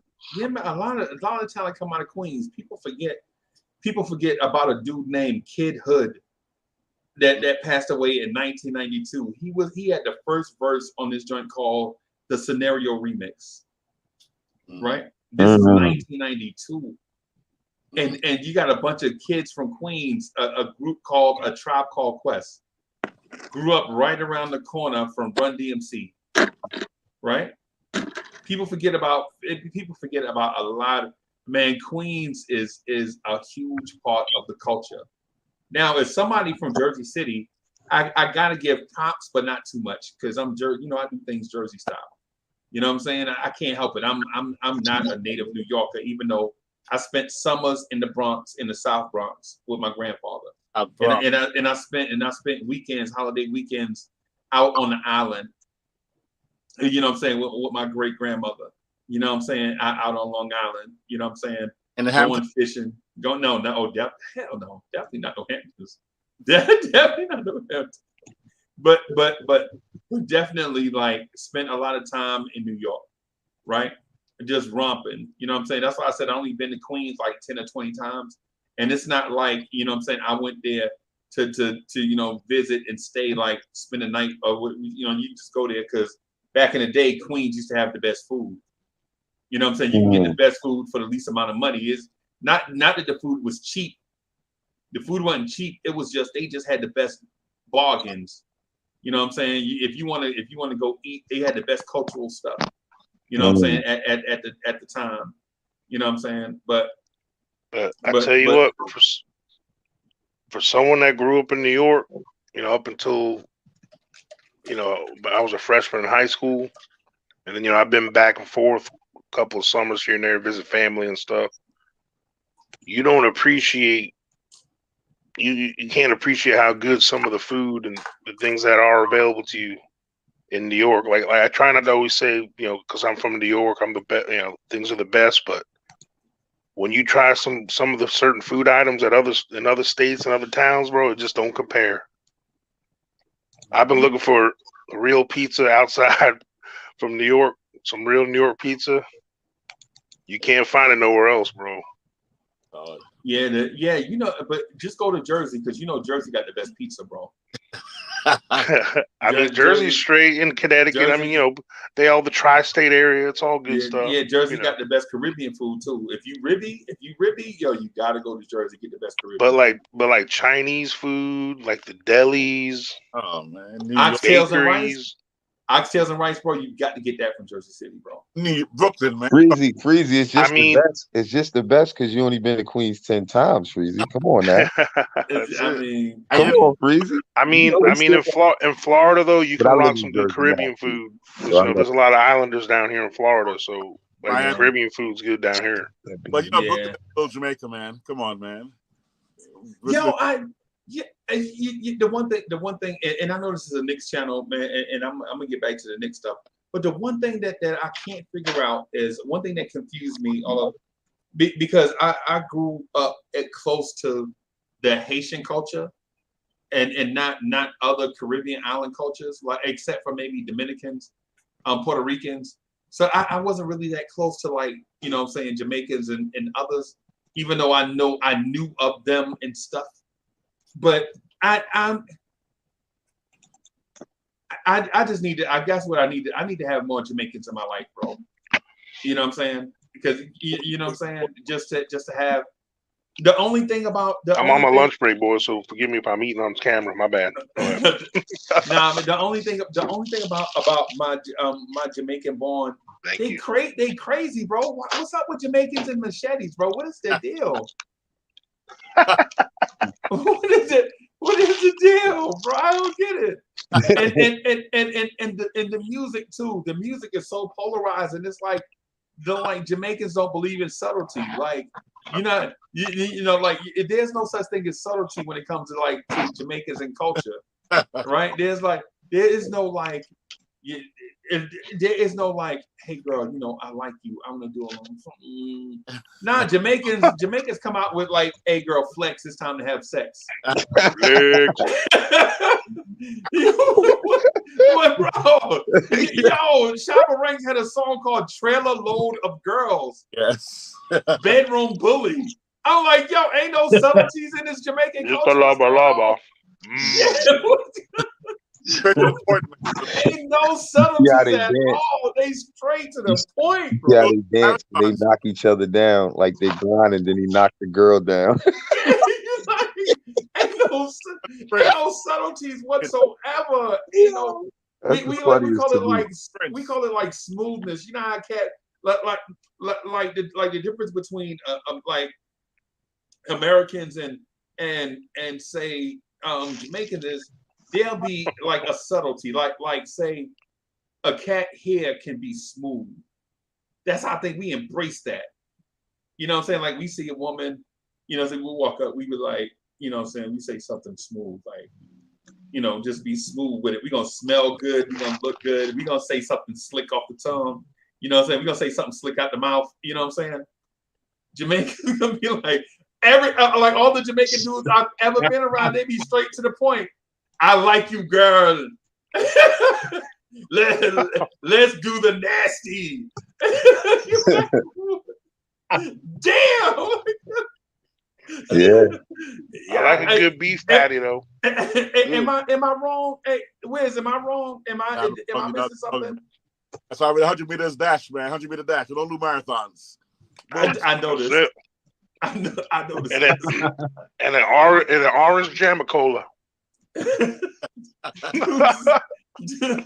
Yeah, man. I listen to like one of my favorite dudes, like one of my favorite dudes in the culture is a dude named Super Cat. And I know people don't remember who this dude is.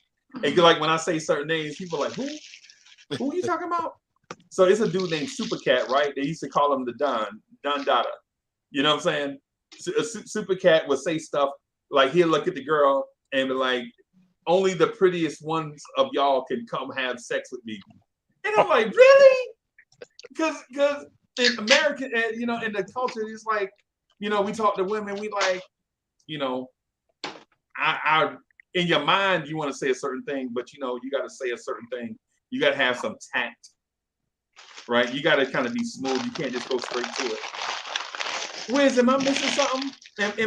Or am I just a dumb American? No. Come on, we're walking to walking, y'all. You look fat tonight, you know. Go to my place tonight. There's no salt to it. There's no time to beat around the bush. You gotta move. Gotta keep moving. That's why New York works with New Yorkers, man. We like that, you know, that speed, that aggression. Let's go. Let's get it done. Hey, Jay Boogie, did I miss something, man? Did I miss something? Hey man, you in Jersey, man. Oh, I'm slow. That's right. I'm in the country. I'm in Jersey. I don't know what I was thinking. That's where New York ships all that garbage. Yeah, man. You know, y'all stopped getting a lot of things once y'all burned down Great Adventures. Y'all burned that down. Yeah, man. And we deserve it, right? We deserve what we get. After that, we deserve what we get. So, yeah, man. Yeah, man. Hey, Rayology says I gotta watch Shadows. I watch Shadows often, bro. Man, how you doing, Rayology? Dang. Yeah, Rayology just come in here. Rayology just don't come kick it no more. Nothing. What's wrong, man? You all right? Man. Working some stuff out there, Rayology. I talked to him long ago. He's doing all right, man. He's working it out. Yo, man. Freezer, man, this morning you changed my mind this morning, man. And how much responsibility on the failures is Tibbs. You got to be changing my mind, man. And I see your point of view. I see your perspective, and it's actually, it makes sense. They're doing Tibbs dirty, bro. They're doing Tibbs dirty. He gonna be the fall. Let me see him. Ma. Yeah, because man, they changed direction. They give him some tools that didn't quite fit the job he had to. They changed his job description, and they come back and be like, okay, let's go right to this way. Let's go back left to right. And so Tibbs is swinging left and right. I mean, the only thing I'll give him a big X for was the Burks thing, because that was all him. That was too long with Burks and making the claims about Burks being the best point guard he had. I mean, the good thing is he had faith in the man. He believed in him. He saw something and probably was like, I know he has it, and he just couldn't quite get it out of him. I'm going to give him that. It's just, he inability to be flexible in that moment and his rotations. But every other thing looks like he was following the front office. And then when he got Cam, he was like, he wasn't in the rotation. I mean, your boy before wasn't in the rotation. And all of a sudden he goes, now give me a guy, I got to try to finish my rotation. Right. And he still saw Cam's talent, but all of a sudden got thrown something and be like, I got a rotation going on. Now you're going to give me somebody else to add to my rotation. Now I got to take somebody out and cost them minutes. So I can understand his initial resistance to that too. He didn't have to be public. He could have kept it, in-house, but I see some percentage shift. Players' responsibility, from failures and skill set and performance. But front office, man, I see how they messed Tibbs up in some ways, shape, and form.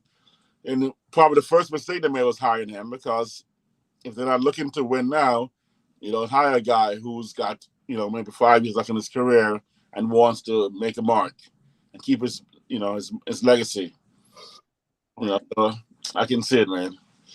I was just saying this thing about Tibbs, man. I think it's more. My bad, guys. Ain't nothing to it, bro.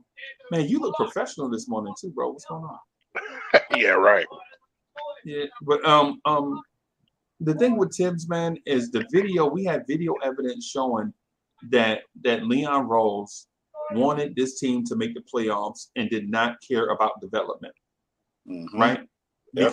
Because Mike Green asked him what was the goal for this team, and Leon Rose said the goal for this team has been and will always be making the playoffs. He said that out of his own mouth, right? And he was like, "Well, are you disappointed with the team not making the playoffs?" He was like, "Yeah, we disappointed, man, but once we figured out, you know what I'm saying, that we weren't really gonna have a good shot, then we decided to try to give the kids these minutes." Right? But what the fans saw and what they saw are two different things.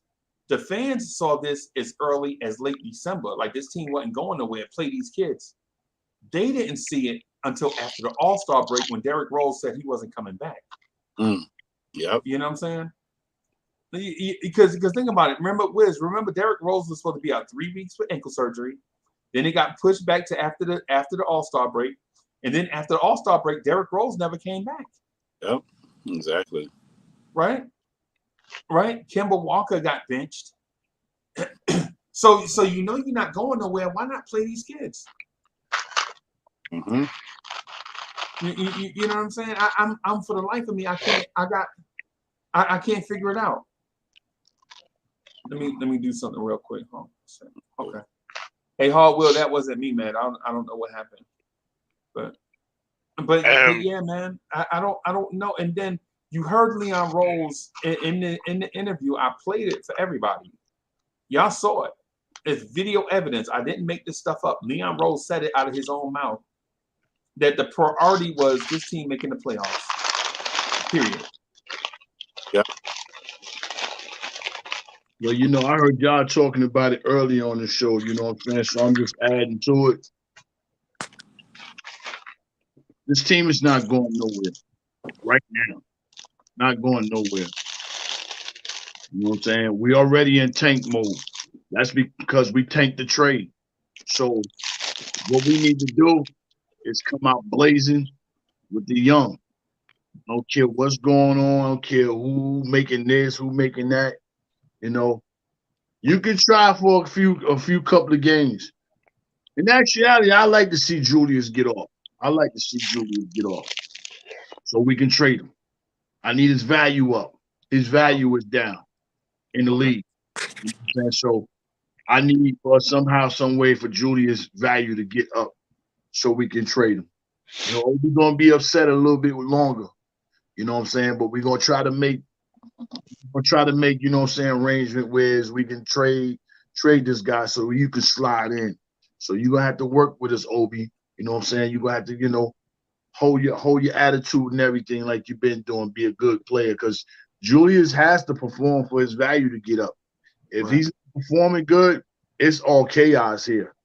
It's chaos because now we're gonna stay with Julius and Obi should play over Julius and blah blah blah, and you can't get rid of him. Now I'm banking on Julius right now because Julius is the key to our future. Not for him being here, but for him opening the doors so somebody else can come in. Maybe we can, you know, ship him off somewhere. You know, so maybe it might be time for us to, you know, start accepting Julius for a while and hope he turns up and do what he got to do, you know, to the trade deadline. Because if he's here after the trade deadline, it's a disaster here.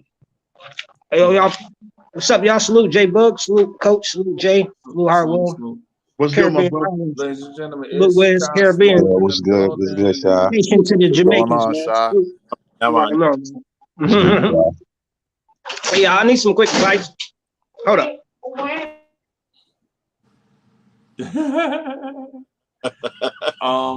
Okay. Work vibes. Yeah. Okay, so J Boogie, you don't see Julian's future with Julian right now, right? So what now? Sorry, Julius. No, because we got too many guys that can play that spot. That's who futures is much more brighter as far as, you know, up y'all. Hey, y'all. Salute, y'all. I needed some advice, y'all, real quick. I just got nominated to be the coach for my little elementary team. What offense should we run, bro? I need help. Yeah, I need help. Yeah, man. Yeah, man. What kind of team is it? Football or basketball? Basketball. Work on them fundamentals first before you worry about offense. So work on their fundamentals? Nah. Use Tom Thibodeau offense. Just don't use Tom. That's what I was thinking. I'm using his defensive plans, but I'm really taking this serious, guys. So, yeah. Dribble with the right hand, dribble with the left hand, two-hand pass, chest pass. Do that first. I mean, at Hartwell, he's the man with that. Right, that's why I was just advice. I'm sorry, y'all. Yeah, Hardwell. Nah, coach got it. Work on your fundamentals and get a play that fits with your guys, with who you think with what they do throughout. You know, when you're teaching them the fundamentals, because you don't want to bring in a play that they're not going to really understand what to do. You know, stuff like 5-out pick and roll, stuff that you could easily show them. You know. And then in their minds, they're going to be excited because you showed them real plays, you know what I'm saying? But you don't want to show them that before you teach them the basic fundamentals. Okay. Yeah, like I said. Box out on every shot. Show them how to set pick. Yeah, show them that first, because then that's not going to be there if you try to show them plays. Show them boxing out, chest passing, dribbling. Like he said, everything he said was fact. Because I started training before I became a coach. And I was so good in training. I had so many kids. I was like, I might as well get a team. So now I got 2 teams. So you said middle school. That's dope. Some of my 8th graders play against 10th grade level now. But I think it's elementary, right? Oh, you said? No, I got my school go up to 8th grade though. Yeah, middle school. Oh, okay. That's what I thought. Some of my middle school kids going into 9th grade now, but they've been playing against 9th and 10th graders already because I had to playing up. So you just got to teach them fundamentals and bring in a play that is not going to be too hard, like a pick and roll or, like I said, 5-out or clear out, show them how to make space, stuff like that. All right. And then some of them. Find your best player, you know what I'm saying? You got to find your best players, get chemistry within a few guys, then make everybody buy in, you know, all that. Yeah. I got a joke. Some of them been watching Curry so much and all the outside shooting. I was just about to get in. And a lot of kids that age and younger aren't strong enough to like have a proper shot. So, coach, that's all they care about. Yeah, that's all they care about. So that ball's kind of heavy for like real younger guys. So that's why a lot of them have weird shots. Yeah, granny shot. You know what I'm saying? I did a little bit of. I think it go both ways with that. Curry messed up the game. Because I'm not saying that they practice it backwards. Being a trainer, I see it. Like they try to hit threes before they can hit a consistent elbow. So I teach my players that you can't do that because you know when they learn how to shoot from young, they don't really learn to shoot. So when they really learn how to shoot the right way and they still shooting threes, they don't have their strength there. So they got to start at the elbow, stuff like that. And as far as it does make players, like when you look at Trae Young, you look at players who worked on it the right way, it is inspiring the youth as well as it's hurting them. It's just kids ain't doing it correctly. But if they got the right guidance, then it turns out to be good for them. You know what I'm saying? If kids are just out there shooting from 3 and they can't hit an elbow jumper, that's just working backwards. You know what I'm saying? As far as strength wise. Right.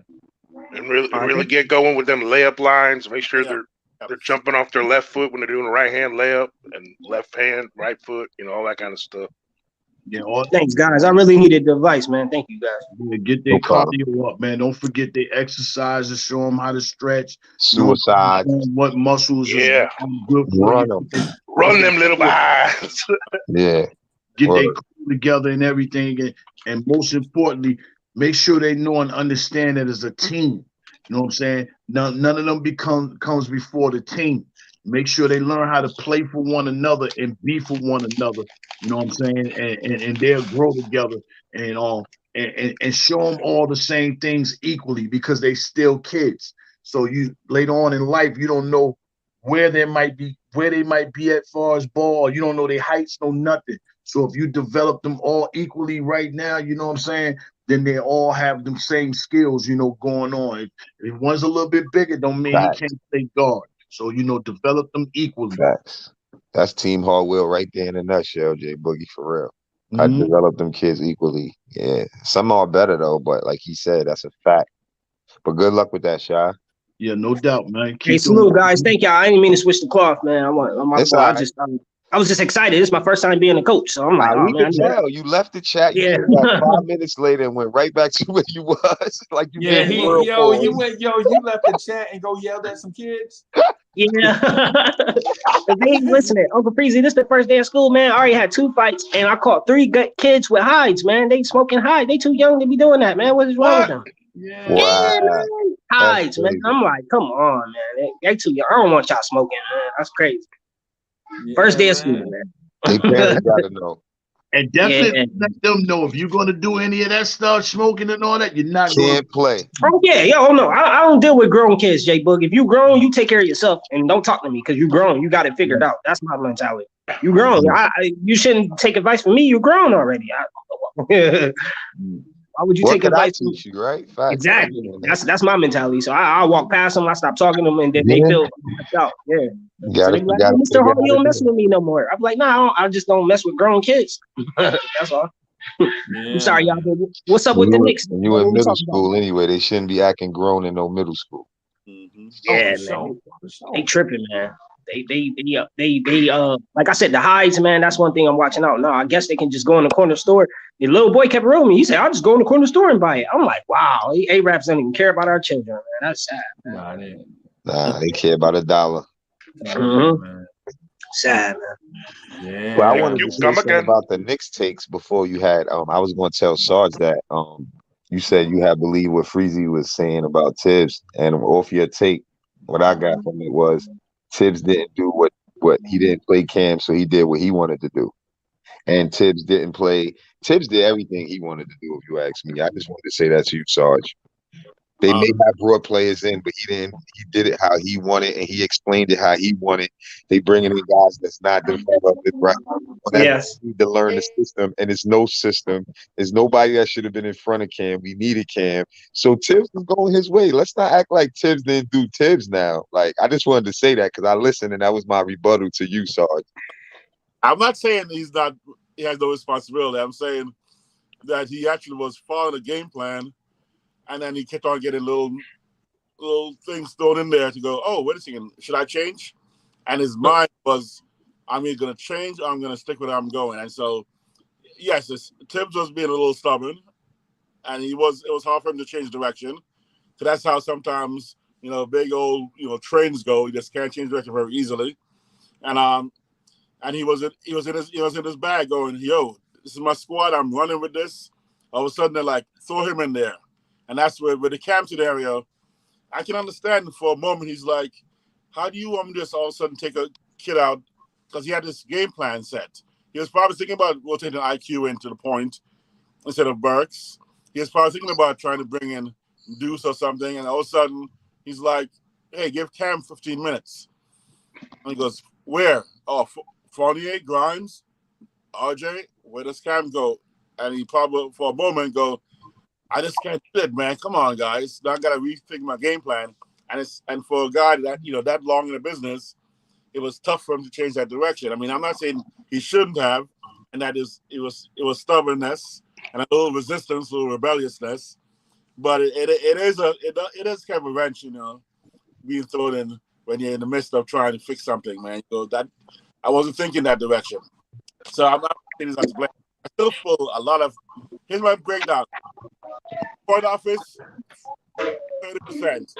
Tips, 40%. The players, 30%. Nah, come on, man. Come on, bro. Come on, bro. Come on, Wiz. Wiz funny. I put that pressure on him, Freezy. Changed his mind. Yeah, he shifted again. Now he back on your side. Who side you on, Wiz? Wiz, you got to pick a side and stay on it, bro. Okay, what it was. It used to be. I got him back, Freezy. I got him back on this side. He team Hardwell now. Hooked him. He hooked him. You hear the breakdown? It used to be Tibbs 60%, 30, players 10. Now you tap dancing. Now you tap dancing. Yeah, now you Sammy Davis Jr. Ben Vereen. I went from 40 for Tibbs. Now you Gregory Hines, bro. now you tap dancing. Tap dancing on the Freezy. tap dancing. Beat like Banverine. Yeah, now he the tap dance kid. Remember the tap? Oh shit! You remember the, yo, hey, Wiz, you remember when the tap dance kid was on Broadway? You remember that? Remember that Alfonso Ribeiro was the tap dance kid? Gregory Heights, baby. It's so hot. Yeah, yo, y'all, hey, people think when they see Carlton, they think about the Carlton Tom Jones dance, but Carlton was the tap dance kid first. Carlton with the tap. That was Michael Jackson's first friend. Yeah, that was hilarious. Oh shit! That was Michael Jackson's first little friend. Oh, Remember, he used to be a little Michael Jackson impersonator. Yeah, he did. Dances Yeah, and he right. Yeah, Coach Wright. Yeah. Yeah, he used to do. He used to be the dude that used to be the mini Mike. Yeah, yeah. But he was on Broadway. But back when Wiz, you remember that Broadway play "Mama I Want to Sing"? Mama, yes, exactly. Oh, I don't. Oh man, yeah, I saw it several times. You remember Dreamgirls when they used to every time Channel 5 go to commercial break, they used to play the Dreamgirls commercial. Yep. That in this play called Cats. You remember Cats? I remember Cats. So it's every time Channel 5 go to commercial break, they used to, but anyway.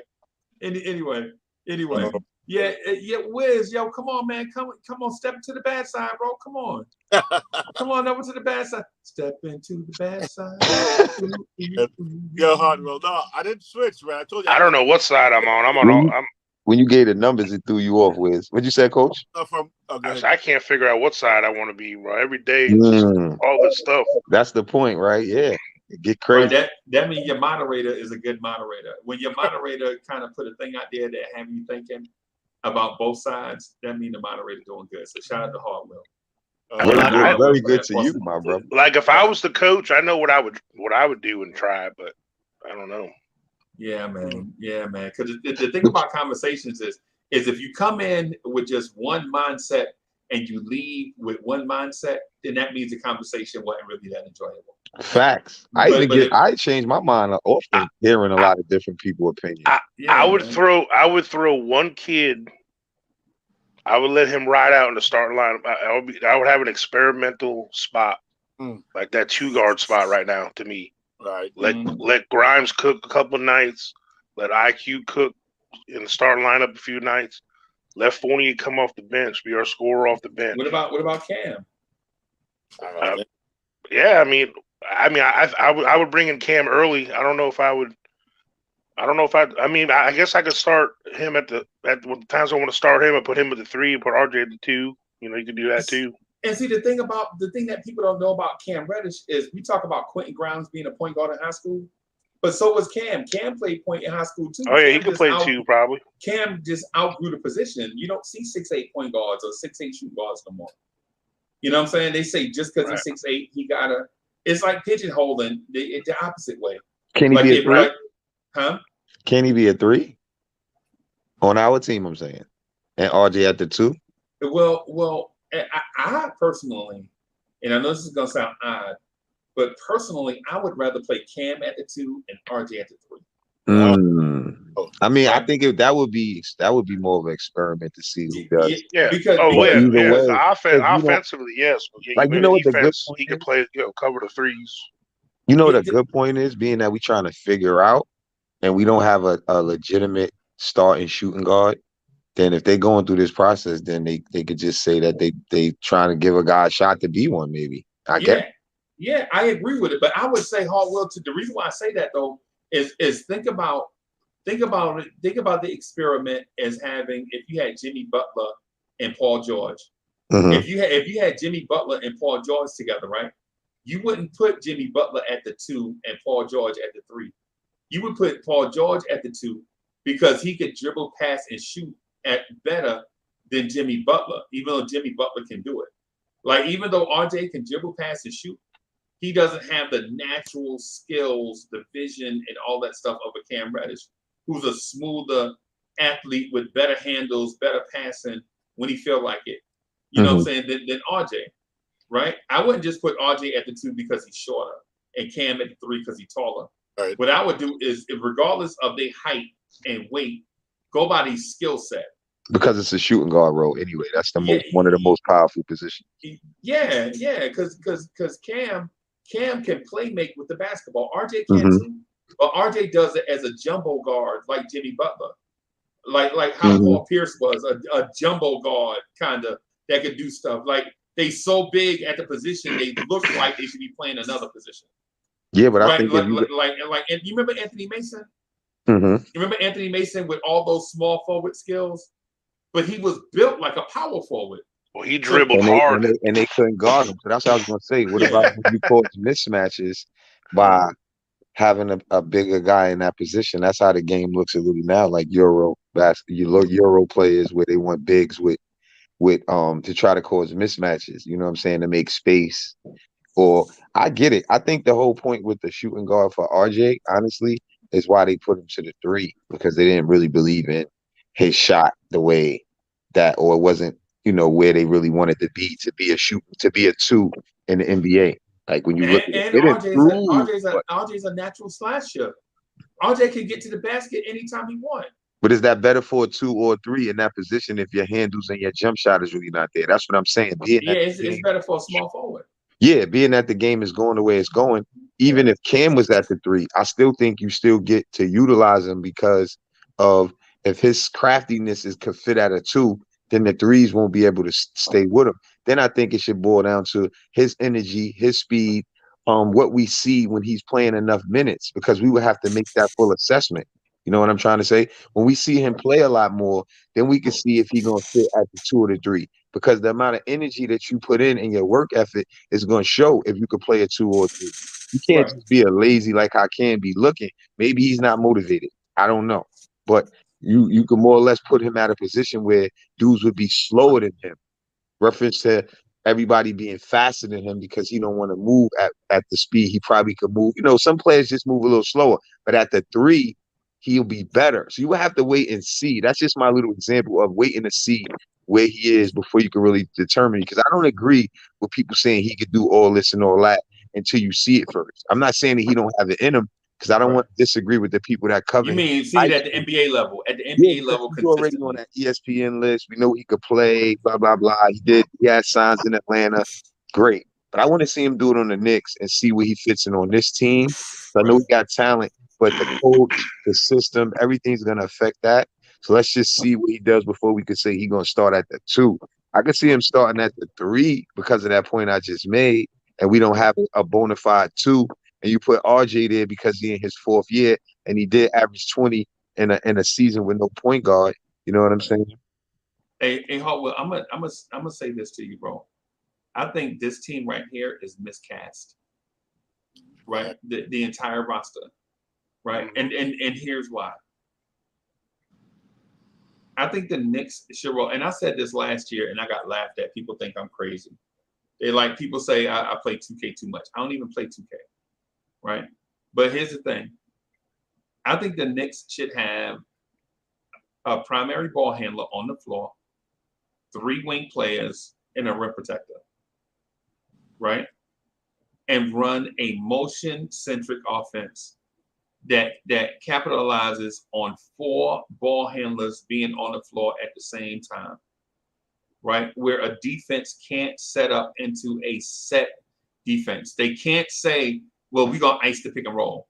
Well, for one, you're not going to be able to ice it because you don't know who's going to initiate a pick and roll if we run it, right? And 2, when you run 3 wing players, a primary ball handler, and a rim protector, basically what you're doing is running a James Harden and Houston type offense without all the ISO, with all that stupid isolation. Basically what it looks like is a Steve Nash in Phoenix type offense, where you got a primary ball handler and then you got 3 wing players, and those 3 wing players can play the 2, 3, or the 4, like a Joe Johnson. He can play the 2, the 3, or the 4, right? Like a Gerald Wallace can play the 2, the 3, or the 4. Like a Sean Marion can play not a lot of minutes at the 2, but the 3 and the 4, right? And that way you can get Obi, Cam, and RJ on the floor at the same time. You can sub in Cam. I mean, I'm saying not Cam, but you can sub in Grimes and Quickly and not change your offense. right?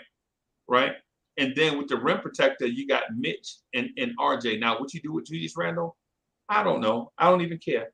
I like Julius Randle a lot, but you got to get rid of Randle in order for you to run it because Julius Randle is a classic power forward. But if you put Obi on the floor, you can run Obi in an offense that features him at the 3 and the 4 without making him be a small forward, right? When you put Obi in that type situation in positionless, he can play multiple positions, but you don't pigeonhole him into being a small forward. You're like, Obi, this wing player is doing this during this set. This is what the set. We running this motion offense. So now you got Obi always on the run, either getting threes from the top of the key or cutting backdoor for alley-oops. And quite honestly, I like Obi in that situation. I like Obi with momentum going to the basket. I like Cam with momentum going to the basket. I like RJ with momentum going to the basket and things of that sort. I think in order for this team to make that step to the next level, this team, personnel-wise, has to embrace this positionless basketball. That way you can get the very best out of guys at the back end of your roster, like Farron Hunt, like Jericho Sims. Like we saw Jericho Sims whip out the Euro in Summer League. Y'all remember that? Yeah. Remember Jericho Sims pump fake? He caught the ball and then he did the between, and we was like, "Yo, Sims got handles." Y'all remember that? Subliminal. It was me, Subliminal 209, and somebody else. We was calling the Summer League game, right? And Sims backed up, dribbling behind his back, and we was like, "Holy crap, this dude can dribble." And then he took up to the basket and tucked the ball and did the Euro step and made it, right? And then how I know the Knicks coaching staff is teaching this, because when Michael Potter was in the same situation, Michael Potter backed up with a dribble and he took off and did the same move that Jericho Sims did, meaning our developmental coaches are teaching big men certain moves. Now that Michael Potter was as effective as Jericho Sims? Nah. Because you ain't never seen a human being in a life. I ain't never seen a human being Euro step and not move him. He Euro step in the same spot. He remember he took all those Euro steps and he ain't go nowhere. He was stuck in the same spot. And we was laughing. We like, this dude Euro step and ain't went nowhere. Well, you know what, Coach Freezy? The thing I can attest to that is with all sports, coaching all sports, especially younger players, they're already got they're human beings. It's natural to play tight. Jump off, fellas. I gotta take care of something. All right, Boogie. I gotta get out in a few minutes too. No, but it's when you have all these like rules and restrictions. You know, athletes sometimes play tight and they don't play loose and free, and that's where sometimes the inefficiency comes in, and all of a sudden you're surprised you see a certain part of their game when maybe they don't have a restriction because they didn't call a set play or something. Right. You know, because some of these guys they're so eager to please maybe the coach or whoever else is putting them in, right, that they're going to follow the rules more than just be comfortable and cook how they normally cook when they're just balling, playing. Right. You know what I'm saying? So that kind of offense and that, you know, style like you're talking about, I think would fit because of the youth of our team. It would give them a chance to showcase more of their skills and be comfortable. Because when you're comfortable, you shoot better, you pass better, you get loose. That's what Will was saying earlier. Will was saying earlier. Yeah. Hey y'all, I gotta get out of here, fellas. I gotta get out of here. I gotta get some work done. I gotta pay these bills. But I'm gonna remind you every time I see you. We gotta do something with this. I'm sitting on these rosters for that all-time draft. Yeah, hey man, we got it because I know I'm gonna destroy Hard Will team. I already know that. I mean, Sunday. Let's do it. A lot of people want to see this thing, man. We could do it next Sunday, maybe if Freezy wants to. I'm free. I was thinking about doing it tomorrow. Tomorrow. Yeah, tomorrow. It's just Thursday. It's just all right. Thursday. Just tell me what time. I'll make some Coach, you want to do it tomorrow here on Blorange Tears or Legends? Let's do it on Legends. Let's do a broadcast tomorrow around this time on Legends.